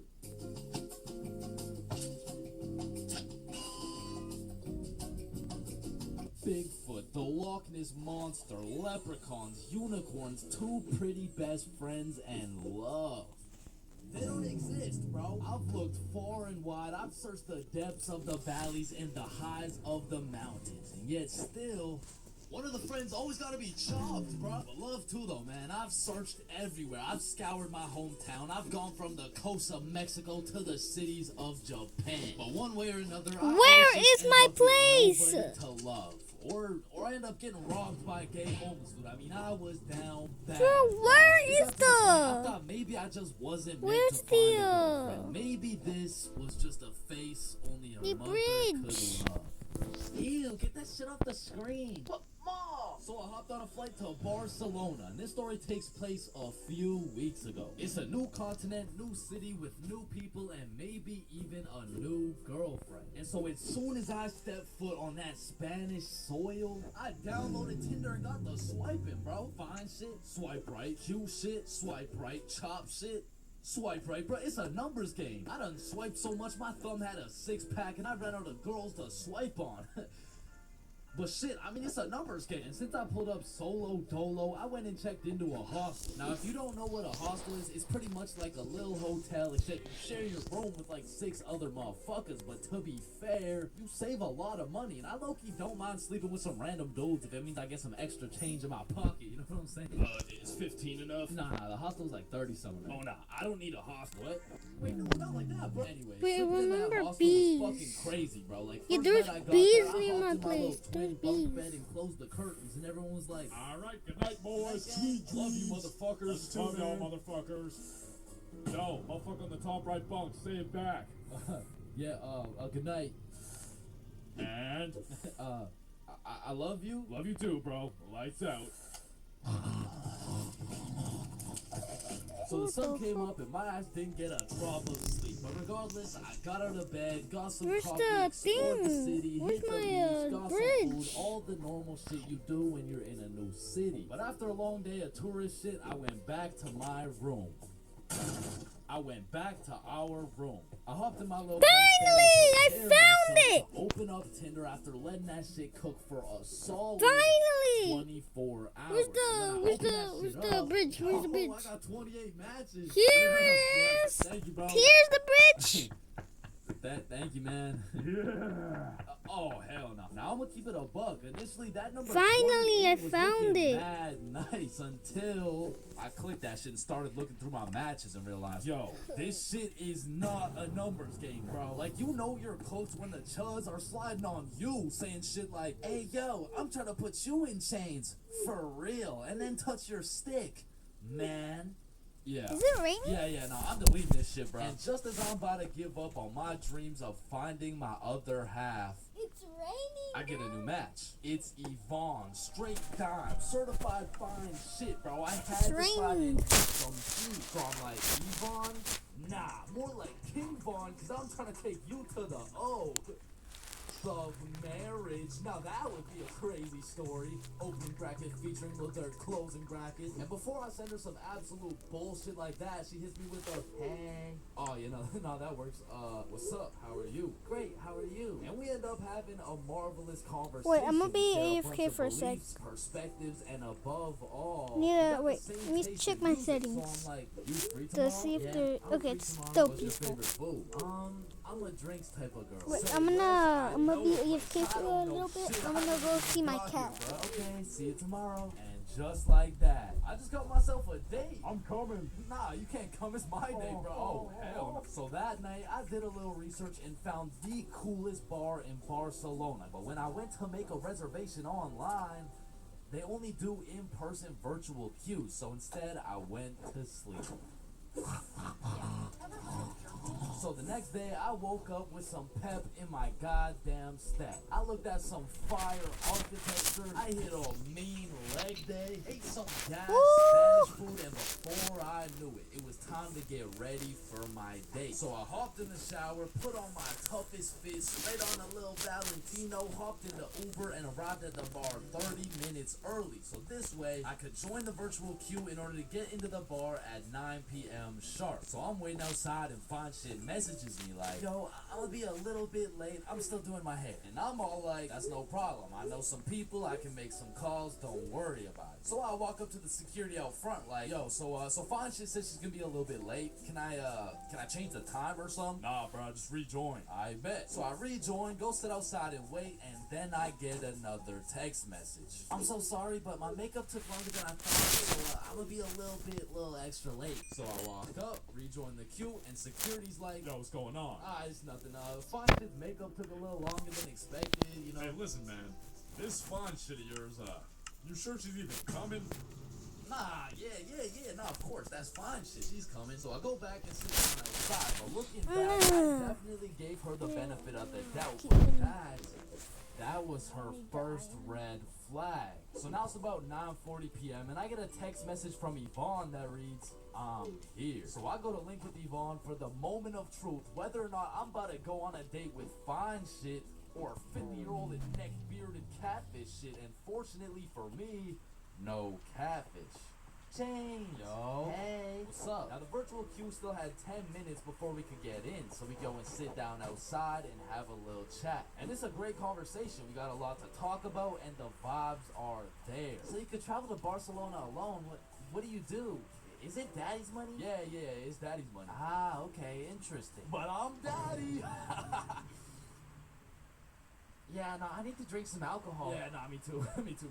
My phone beeps and it's our turn to go inside, but this is no regular bar, so I'm like, yo, just follow me. So we enter this pastrami shop, I open the fridge, we go inside, and we go through this tunnel that leads us to the bar. We order our drinks and continue talking. Okay, so if it's not daddy's money, then what do you do? And so obviously, I just told her, like, OnlyFans, you're lying. I am dead ass serious. My meat is all over the worldwide net. What? No way. Show me. Shit. Like, nah, shit. Maybe after a few drinks, you know what I'm saying? And right on time, our drinks showed up, and my shit was radioactive, bro. Like, here's a picture. There are no filters or effects on that shit. And I'm not gonna lie, it tasted exactly how it looked. But regardless, I'm tanking that shit, and I don't know what it is, but that shitty ass drink was giving me superpowers, bro. That shit had me cooking up the greatest answers to her questions possible, bro. Okay, so if you had one wish, what would it be? Damn, that's a good question. Shit. Okay, if I had one wish, period cramps.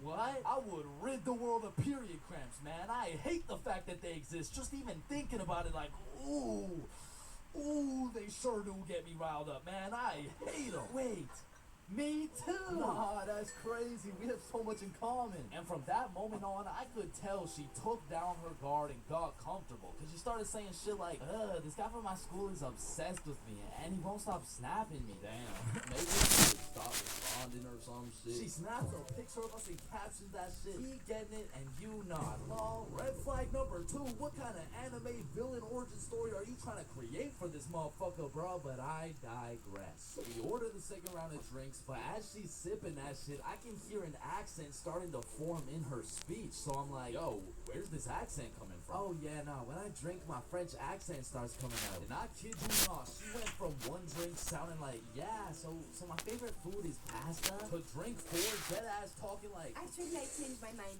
My favorite food is croissant. Shawty turned from fine shit to French shit so fast, I didn't even know who I was on a date with at this point. And then she hits me with a, I'll be right back. she grabs my face and hits my ass with a big ass swoosh. Now that shit took me aback. I was not expecting it. However, maybe it's just a culture thing. Maybe it's normal for her. So I can't say that it's a real red flag. So she's still in the game. And when she comes back, she's like, Yo, Chains, let's go to the beach. say less. So we're walking down to the beach and she says some shit like, So, when's the next date? oh, it's on Saturday at 6 p.m. Oh no, I'm not free on Saturday. Oh, you mean date with you? Yeah, nah, this is the last one. Now I said it as a joke, but she wanted to get all mad and shit and storm off. Now in this situation, I have 2 options. Option A is chase after her and beg her to stay. And option B is standing there like an absolute peak male specimen to the point the gravitational pull of my testosterone retrieves her back to the very location she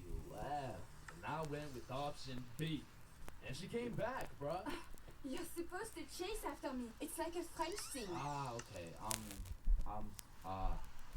I'm not French, bruh. So we continue with our walk, and I'm cracking Yesenia, jokes, entertaining her, and come shit. look. Honestly, that little shorty pulled back there was red flag. I finally have golden golden helmet. At this point, I'm not in it for the game of love. I found a little place that For I the love found of another the orb. game, bruh. So we arrived at Barceloneta Beach. Then I had to go on creative because I couldn't find my place. The place I built. My eye, I see a man hooded up walking towards us from the darkness. And as bro's approaching, I'm ready for anything. I'm getting ready to take a stand, throw some hands, get in the sand. Should I even go band for band? But if this dude gets any closer, I'd be damned if this motherfucker hits us with a drive-by car. You have a very beautiful girlfriend. Oh, thank you. Thank you. Damn, do you think he'll find a girlfriend beautiful like me? Yeah, nah, he seems like a great dude. I'm sure he could find somebody. What? I said, yeah, nah, he seems like a nice fella. This girl slaps the shit out of me and says, You're supposed to say nobody is beautiful as me. bro, in this moment, I had never been so unattracted to a girl in my life. Am I tripping? Or did you just slap the shit out of me? And then she tries to kiss me again, talking about, I'm sorry. nah. What? No, what? Even after getting my shit absolutely Will Smith, I'm still trying to be polite. Like, listen, I don't kiss girls on the first date. You don't kiss girls on the first date. Yeah. So, you're telling me for a living, your occupation is laying down that pipe on film and then proceeding to post it online, and you can't kiss me. Type shit. And she storms off, bro, but I know exactly what to do to solve this problem, so I stand there like an absolute peak male specimen to conjure up that same gravitational pull, and she's still walking, bro. She just kept walking. She got on the bus. She did, bro. She left. Damn. And as the bus disappears in the distance, I hear a motherfucker say, yo, you from here? Nah, I'm just visiting. Oh, shit, okay, us too. You know where the good clubs are at? Yeah, I mean, I heard all the good ones are like Normal. right there, bro. Oh, shit, bet. Okay, we're about to go hit those if you're trying to pull up, bro.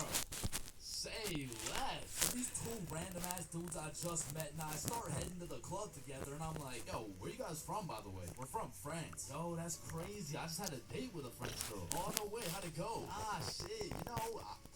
I think it went pretty good. That's what's up. Yeah.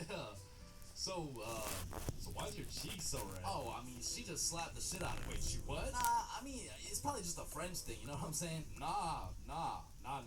Not a French thing, you just gotta solve. Ah, shit. So me and the new French homies pull up to the club and it's jumping, bro. We start taking shots, shooting shots, airballing shots, and then I get a bunch of voice messages from Yvonne talking about, All the good feelings I had for you are gone. You are a literal piece of shit. Go get 8 swimming for OnlyFans, bitch. oh, hell no. She believed that shit. And I'm drunk as hell trying to say a nice response. Like, you know, like, it really is the type of shit where, like type shit. Like, the French homies take my phone and start cooking her ass in French. I didn't understand a single word that came out of their mouth. It sounded like homies just dropped a career-ending diss track on her. And I say that because as soon as she opened it, she crossed my ass, bro. Hey, bro, you know what they say. What do they say? Getting blocked is a whole lot better than getting talked. What? There is no way they say that. Yo, 3-man alert, 3-man alert. Two homies start laying down that French verse, and that shit hit so hard, I just got a free entry, bro. Hey, English. Room for one more? So the 6 of us absolutely Pi cũng rất là ơi, thấy chị, số phỉ, thấy chị, yeah.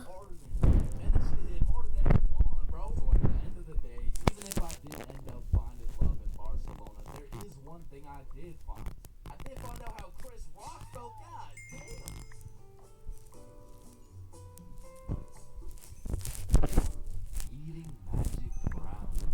If you've ever ingested one of these exquisite delicacies, you would know there's some clear distinction between eating magic brownies and puffing magic clouds. First off, magic brownies are some dangerous shit, but in like a sneaky ass way. Kinda like how if I knew nothing about raccoons and I saw one chilling on the road, I would be like, aw, that's a cute ass raccoon. I'm gonna go help it across the road and make sure it's safe. Hey, little guy. I fuck. Goddamn, fuck. You see, that's dangerous. Which is exactly like when you see an innocent brownie chilling on the counter, waiting to be eaten, and you're like, shit, that brownie's been chilling there for a little bit too long. I'm gonna just clean it up. You know what I'm saying? And shit, the next thing you know, you're laying face down on the floor, 4 bags of Doritos deep while watching Keeping Up with the Kardashians. not that happened to me or something, like, you know. Anyways, secondly, the brownies are made to catch you lacking. I mean, if you've tried edibles, you'll know what I'm talking about. You'll have a good piece, like enough to get you baked, but that shit just doesn't hit, bro. I really don't Just feel put a anything. torch down. You probably just didn't have enough. Alright then, let me have some more. Yeah, they'll have you eating. Wait, how many? Fuck, bro. I've eaten 3 goddamn brownies and I don't feel shit. Like, do they even work? Yes, they do, bro. Look at Eric. That motherfucker only had half. What the fuck? He only had half a brownie? I've eaten 3. Them things can even take up to a few hours to hit. They'll leave you with the good old, damn, bro. These edibles ain't shit. These bad boys will have you seeing rainbows. They'll have you lagging in real life. I mean, shit, if you have enough, they'll have you over here talking of pop smoke. And the thing is, the magic clouds will introduce themselves to you before they hit. But the fucking magic brownies be coming out of nowhere on some Randy Orton shit. Leaving them like the RKO'd out of nowhere. And I'm telling you, there's something about edibles that be changing your settings. Like that bitch lowers your FPS, changes your render distance, and maxes out your sensitivity. I mean, one time I gobbled down a brownie, and when I touched a blanket, I felt every bristle, every microfiber, and every single atom in Well, you're each gonna have to eat. microfiber. I mean, it was really a blessing and a curse, because every time my shirt would wrinkle, I would take one each piece. But at the same time, a bowl of ice cream had me bustin', bro, because magic is some powerful shit. Like one time a good friend of mine got fooled by the good old, these edibles ain't shit, let me pop some more. And when those edibles hit, they changed every setting this man had. Yo, Robert, you okay? How you doing, bro? ¿Quién es Roberto? ¿Quién verga eres tú? ¿Quién eres tú? ¿Dónde estoy? Hold up. Does Robert know Spanish? No, bro. That motherfucker only knows English. Shit, Robert ended up legally changing his name to Javier. And that motherfucker moved to Barcelona. Javier. Never came Wow, back. my name. So like I said, those magic brownies are powerful. And you can do with them as you please. But remember, with great power comes great responsibility.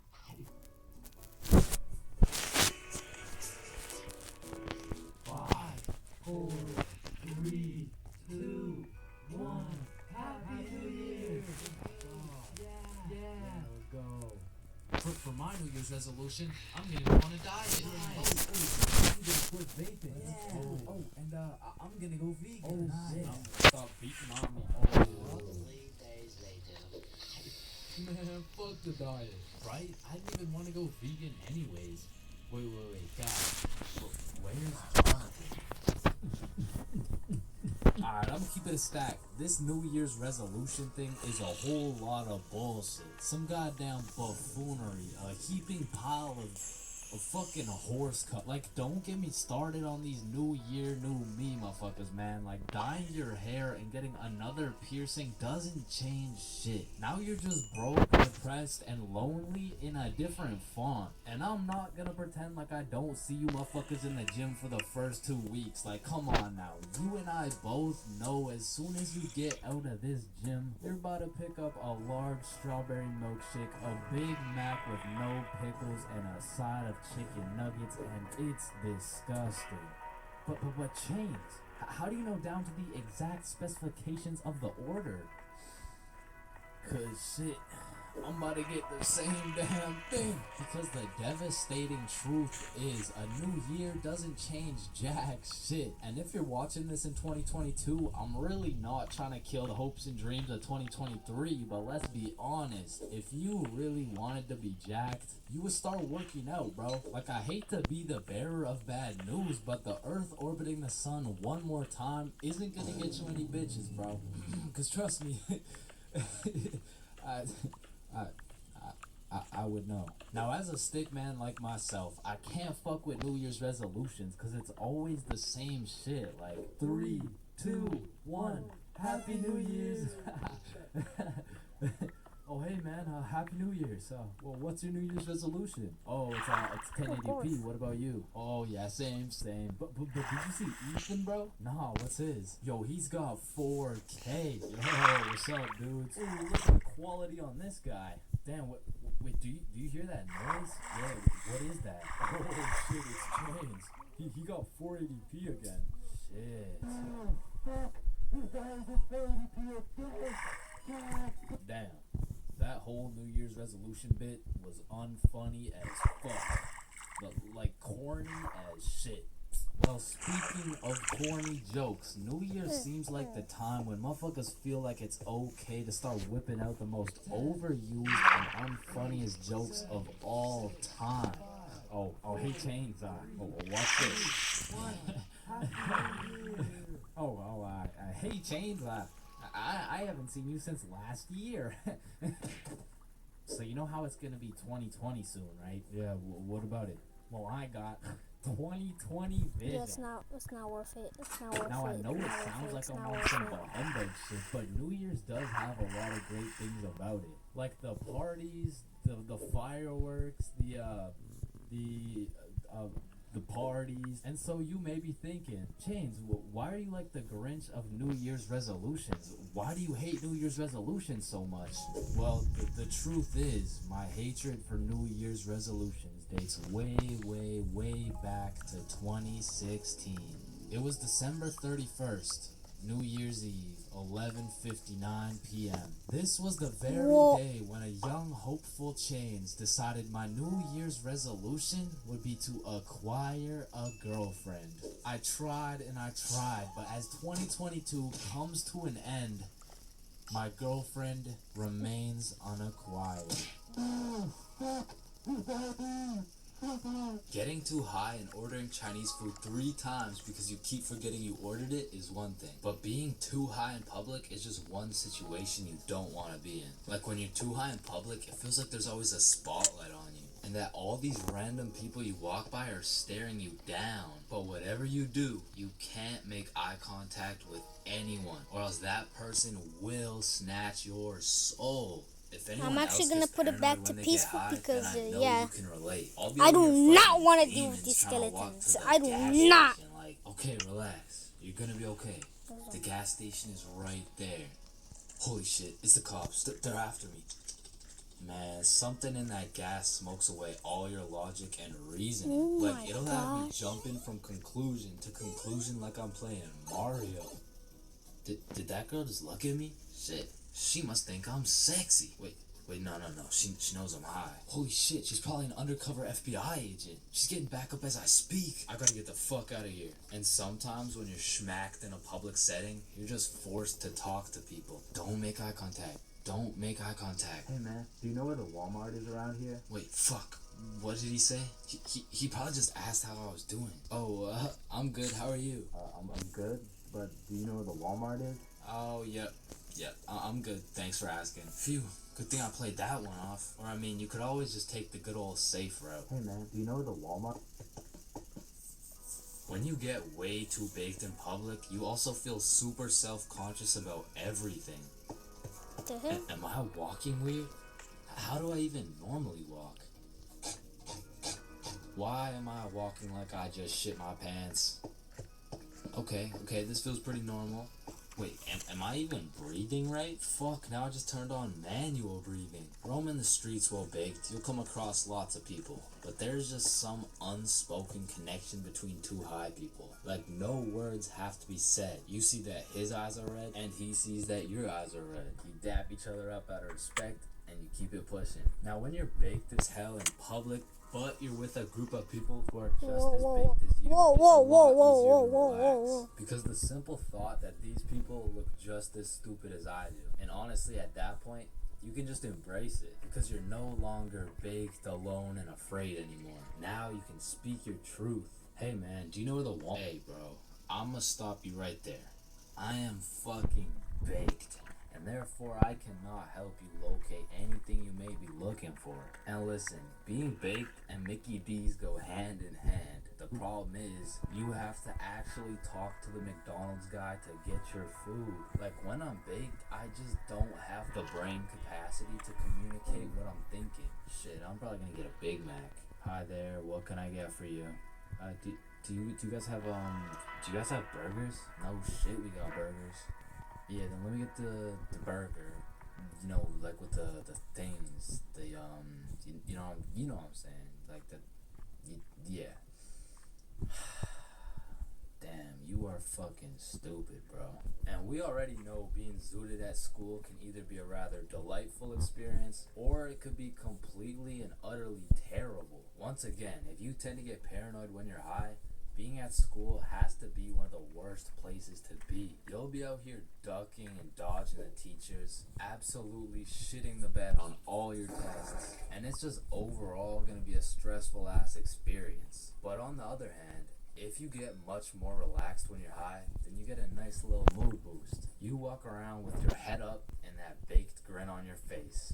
Shit, this was never me, but I know some motherfuckers magically get a better mark on their test when they're faded. Overall, you're just kind of living life stress-free. I mean, these two experiences are pretty much complete opposites. So I'm not trying to say being baked in public is always going to be a bad experience, but for me, I'd much rather accidentally place 3 orders of Chinese food from the comfort of my own home.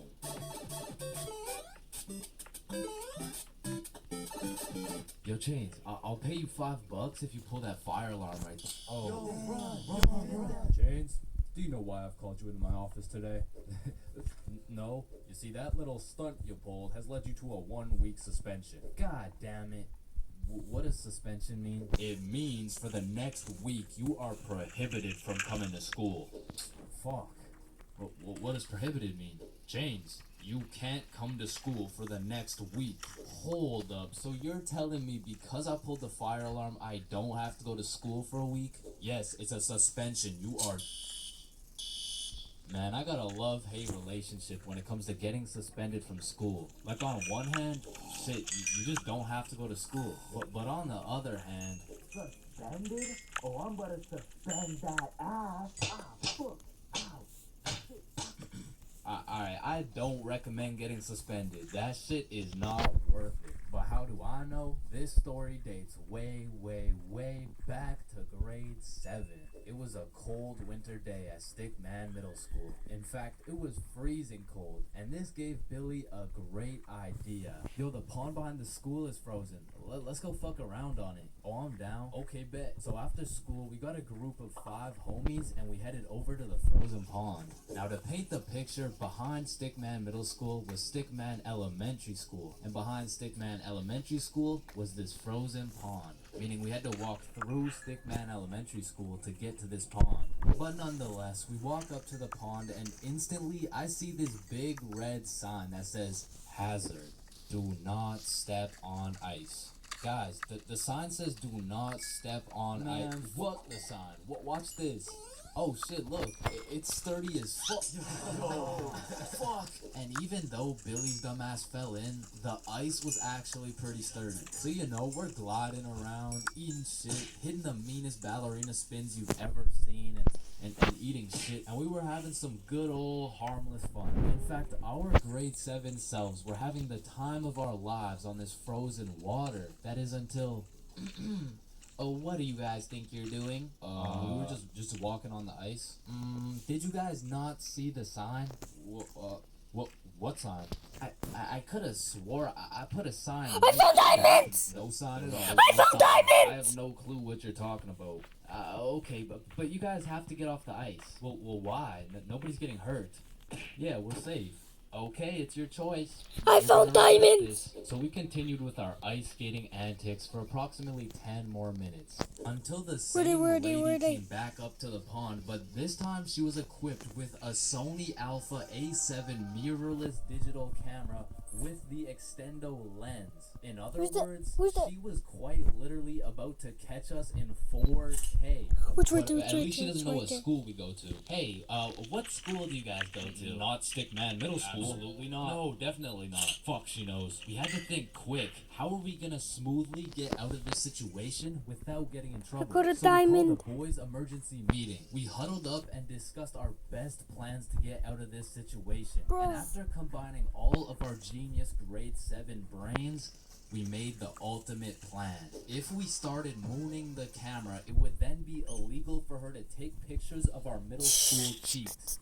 I don't know how this became our best option, but regardless, we put the plan in motion. I mean, me personally, I got a little shy and kept my pants up, but some of the boys were out there going crazy, looking more caked up than Summer Rae. And after a little while, the lady must have decided it wasn't a great look to have a camera pointed at some 12-year-old cheeks, and she left. Which means the plan had worked flawlessly.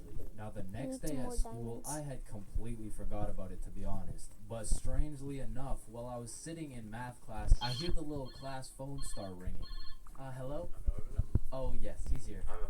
Oh, okay. Yeah, I'll send him your way. Thank you. Chains, Mr. Principal wants to talk to you. And at this point, I should have picked up on why I was being called to the office, but I had complete faith in our foolproof plan of mooning this stranger that the thought of being in trouble didn't even cross my mind. That was until I walked into the office to see every single one of the boys sitting in Mr. Principal's office. But Mama didn't raise a snitch, so we started capping our asses off. So, what did you guys do after school yesterday? Nothing. I played Fortnite. I was doing the homework. Don't play stupid with me. I got a call from Mrs. Principal over at Stickman Elementary. So tell me, what were you doing on the pond yesterday? Spider? I wasn't there. It wasn't us. I don't know what you're talking about. I don't even know what a pond is. I see. Well, I've got evidence.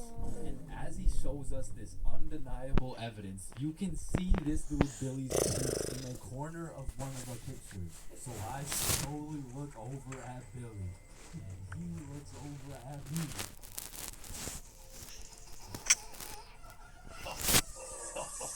If you don't stop laughing right now, You're all suspended.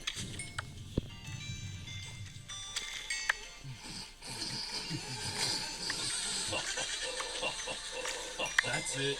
You're all suspended. And as I explained the situation to my mom, let's just say Mama Change was not happy.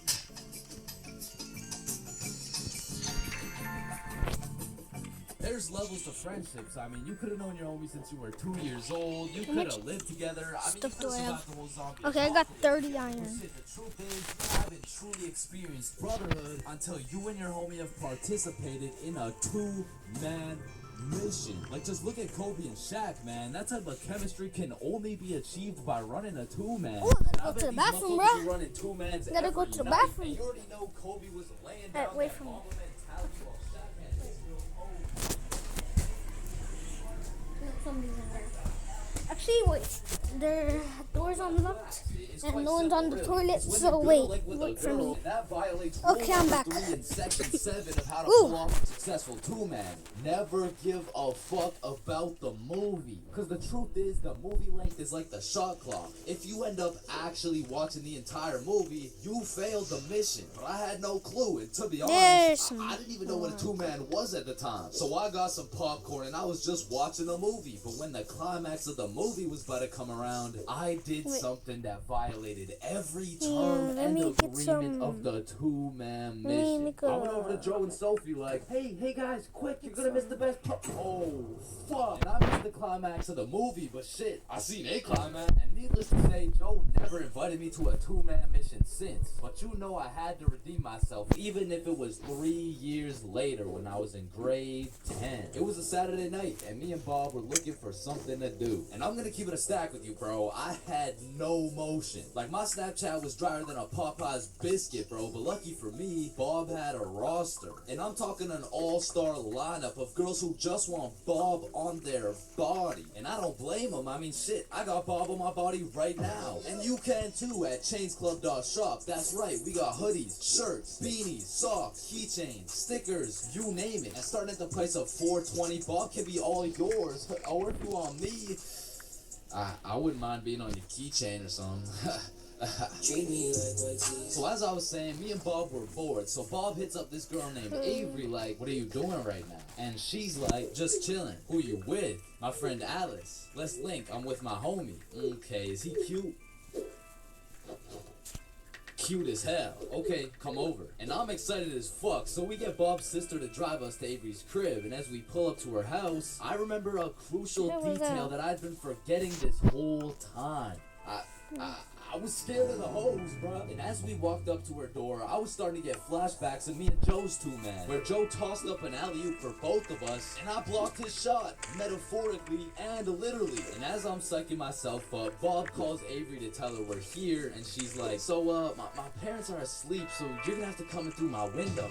Shit. So we walk around the side of the house to Avery's room, and lucky for us, there's this big-ass window, and I'm like, yo, can you open it so we can get in? And she's like, it is open. Bro, only this tiny ass rectangle in the top left was open at a 60-degree angle. But that was our only way in, so I helped Bob up and through the window. But now I gotta get up there, and I'm bigger than Bob, so I put my head through and I'm trying to slowly creep into the room, and then I lean just a little too far, and I'm headed face first onto Alice's hardwood floor. And listen, Bob has come in clutch many times. He saved me from drowning, coyotes, getting in trouble, but out of all these things, I'm most grateful for Bob catching me as I fell through this fucking window. Because drowning and dying would have been pretty bad, like boo-hoo, rip chains, you know what I'm saying? But imagine falling through a window and hitting shit face first in front of the hose. Like, I would have preferred the drowning, bro. But after that close call, I was a little flabbergasted, you know what I'm saying? But Alice had the audacity to ask me this loaded-ass question,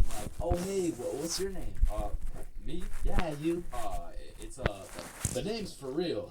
Chains for real. Nice to meet you, Mr. For real. I'm Alice. And so we all just started talking and shit, but I keep noticing Alice was getting a bunch of text messages. And I remember thinking it was probably her mom or something, so I shrugged that shit off and I'm like, yo, we should watch a movie. Yeah, Come we on, should. dog. Yeah. And I wasn't about to make the same mistake I made last time, so I found the most dog shit horror movie on the face of Netflix and threw that shit on. And man, that shit was ass. In fact, it was so ass that we just started cuddling and shit, like, what else was there to do? But now that we were close, I could feel the vibrations of Alice's phone getting a call. So she's like, 1 second, I'll be right back. And I wasn't trying to eavesdrop, but I could low-key hear what she was saying through the door.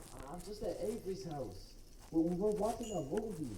Oh my god. Okay, that's fine.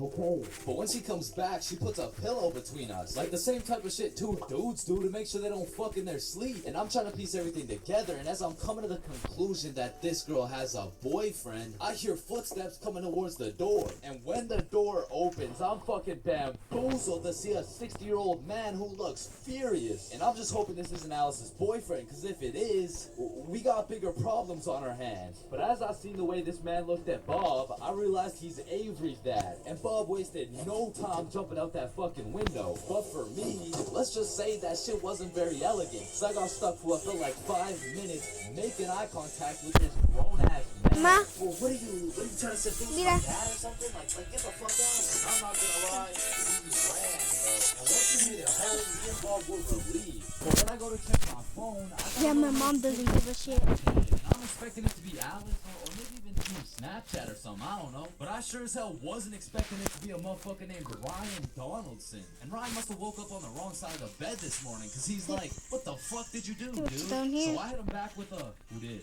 And he's like, Ryan nothing's Donaldson. Yeah, no, I can see your username, bro. But I have no clue who you are. I'm Alice's boyfriend, bitch. And Ryan got his shit hit with an instant block, bro. And so the moral of the story is, if you're gonna...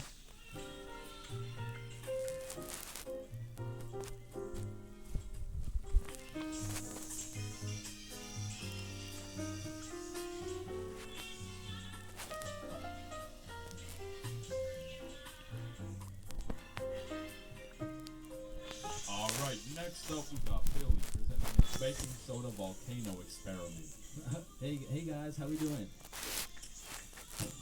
Alright, so you see if I put a solid amount of baking soda in here and then a little bit of vinegar here. It's supposed to explode.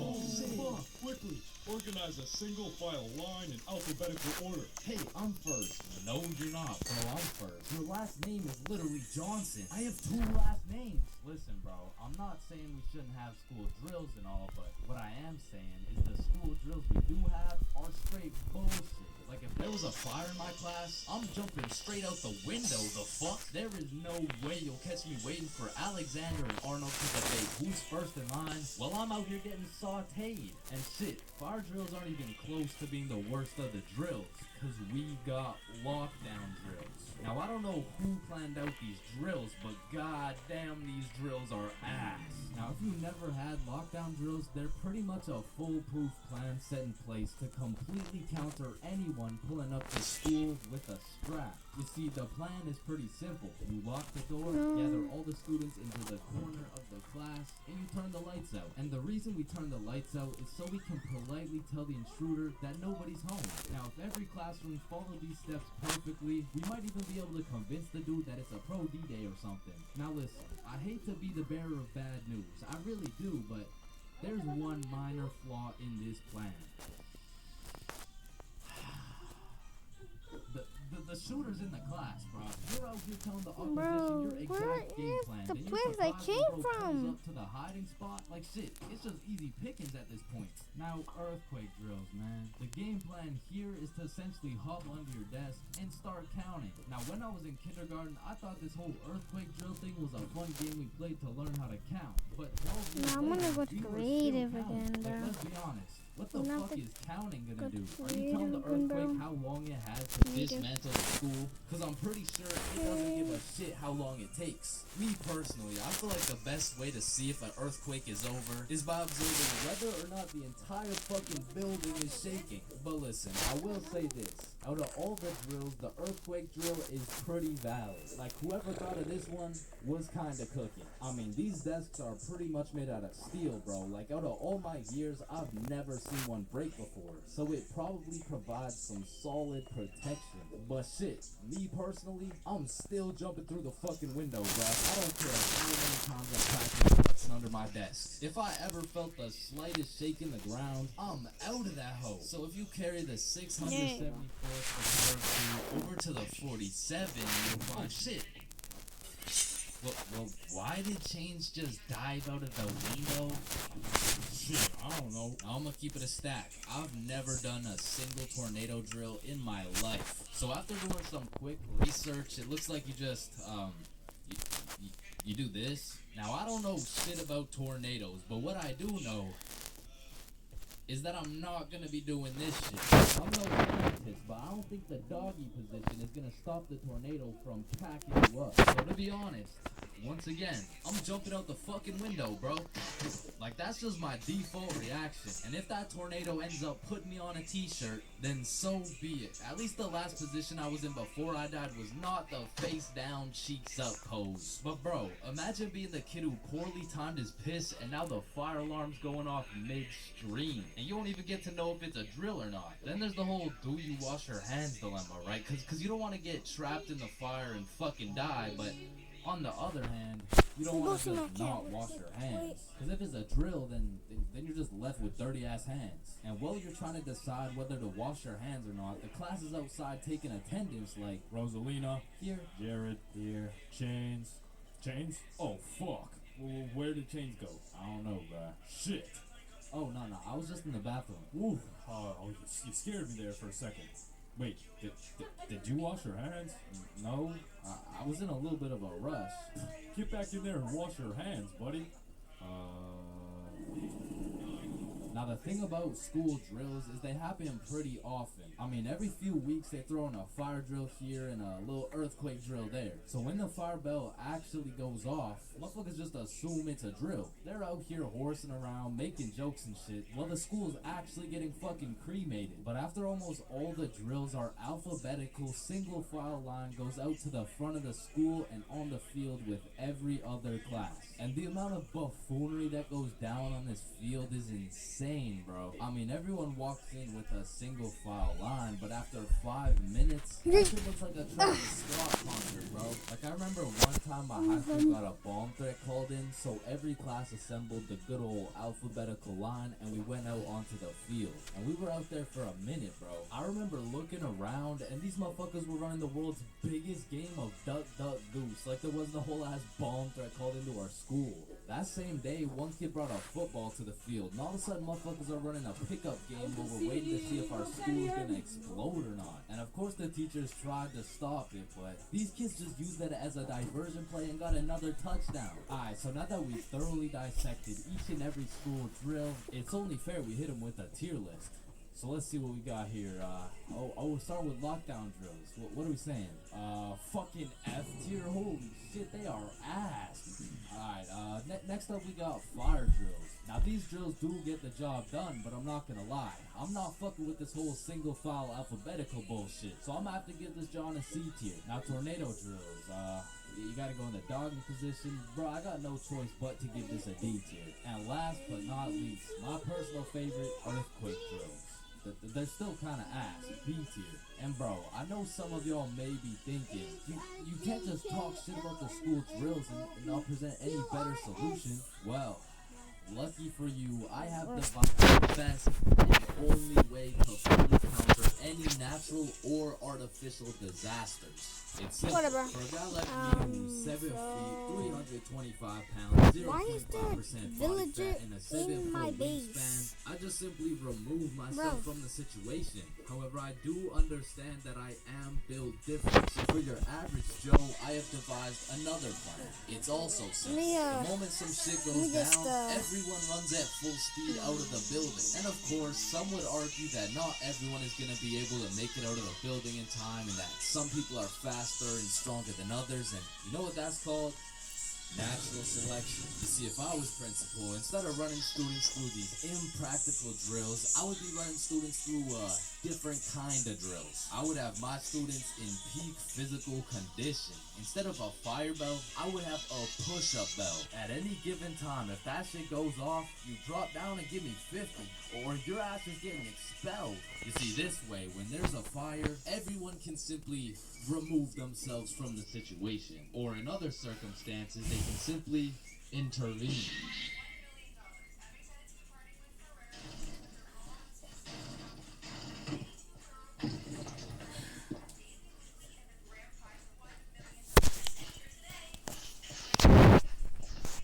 Man, family functions have the weirdest dynamics, bro. Like, how have you known these people your entire life, but have still never gone past the surface level conversation? I mean, let me know if it's just my family, but every function is the same. The whole gang links up, and everyone just asks the most generic small talk questions to each other. Hey, how's that new place you bought? Oh, yeah, you know, it's good. And how's the kids doing? Oh, you know, they're good. Oh, and how's the wife? Man, fuck the wife. I don't want to hear any of these NPC conversations, bro. And let me know if I'm getting too specific here, but what about that one uncle who goes by the name of either Bob, Jerry, or Dave? And this dude will just always be saying the most out-of-pocket things imaginable. Oh, how's your daughter Jane doing? Oh, Jane's always been hot, eh? Bob, she's 15. This uncle be at the family function thinking it's Coachella or something. Bob, another beer's a little bit excessive, don't you think? Yeah, football! I'm the youngest person in my whole family, which for whatever unspoken reason, it just means everyone has the go-ahead to flame the living shit out of me. Hey, Chain, still no girlfriend, huh? I guess you're not too good with the ladies there. But I make one joke back and I'm the bad guy. You don't seem too good with the ladies yourself, seeing as your wife just divorced you and she took the kids with her. Am I right? Not only do they feel free to roast your whole existence simply because you were born last, they unanimously decide you will be everyone's personal butler. Hey bud, go get another beer for me. Alright, yeah, for sure. Thanks. Now you better get started on mowing that lawn. Grass isn't gonna cut itself, am I right? Oh my god, bro. And coming into these family functions, you would think your mom is your closest ally. But as soon as she gets the chance, she will expose your biggest secret for a little bit of parent clout. You guys will never guess what I found under Chain's bed yesterday. Oh my god, what is it? Yeah, tell us. No way. Sometimes when my family tries to make small talk with me, they just miss the boat completely. So, buddy, how's those swimming lessons going for you? The swimming lessons I took when I was 5? Yeah, right, those ones.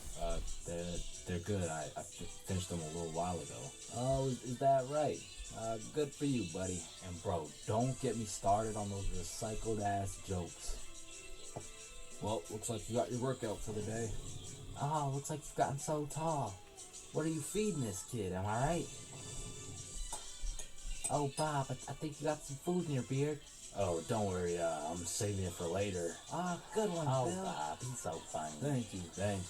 I guess everyone at the function must have Alzheimer's or something. Because these jokes will have them cracking up like they haven't heard the same joke the past 15 functions. But cousins, man. Cousins are the saving grace of family functions. Without cousins, you would have no choice but to participate in the tomfoolery of small talk. I'd be walking in the function just praying to see that one cousin. And bro, I have a family function survival tip for you. You always have to stay within arm's reach of either your siblings or your cousins. Because whenever some bullshit goes down, you just give each other the look and flee the scene. And because when you get caught lacking on your own at the function, you get jumped. Metaphorically speaking, of course. Yo, when you think about it, every light switch is also a dark switch. Light switch, dark switch. Light switch, dark switch. Okay, class, sound it out with me. Ball. When you really think about it, we learn to read, and then we read to learn. Okay, I'm back. Teacher, I'm back. Teacher, yeah, I think Chains is hot. What the fuck? This is kindergarten.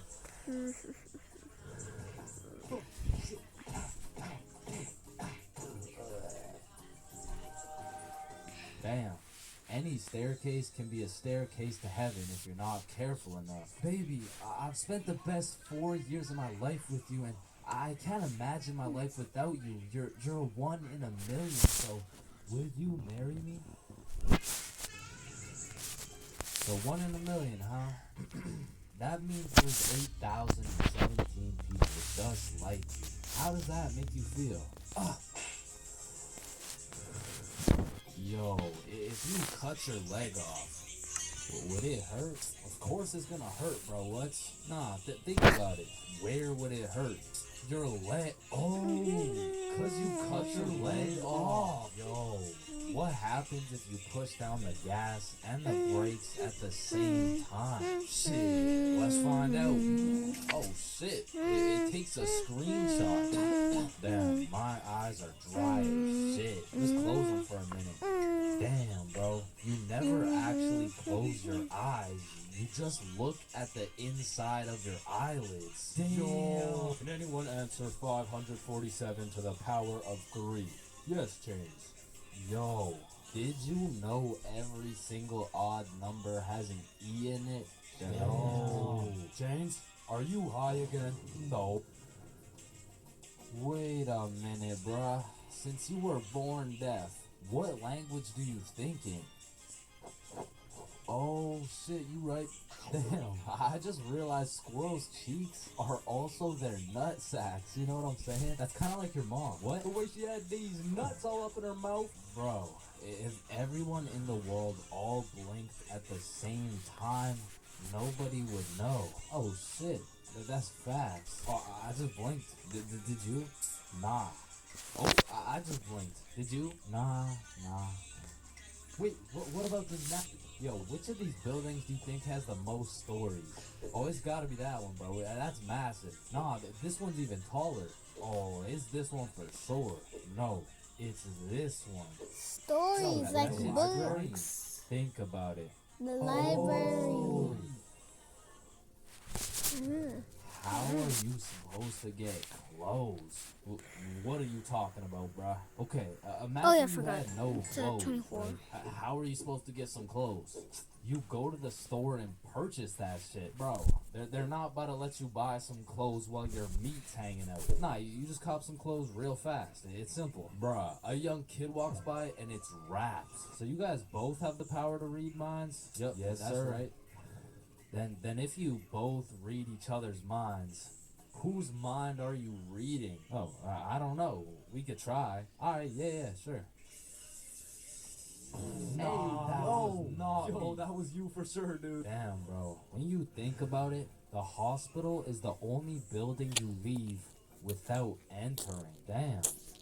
And people are having the worst day of their life, the best day of their life, the last day of their life, and the first day of their life, all in one building. Yo, bro, I'm kind of scared down here. What? Why? Because I'm scared a shark's finna eat my ass. Well, when you think about it, there's more people eating sharks in the world than sharks eating people. Damn, that's actually really crazy to think about. Fuck, yo, every single day there's some random motherfucker out there who took the biggest shit for that day. Yeah, he's in this room. Bro, it's literally just you and me in the room. Yo, this Taco Bell is busting. So he incorrectly assumed his position. You spelled that incorrectly. Spelled what incorrectly? Incorrectly. Yeah, but what's incorrect?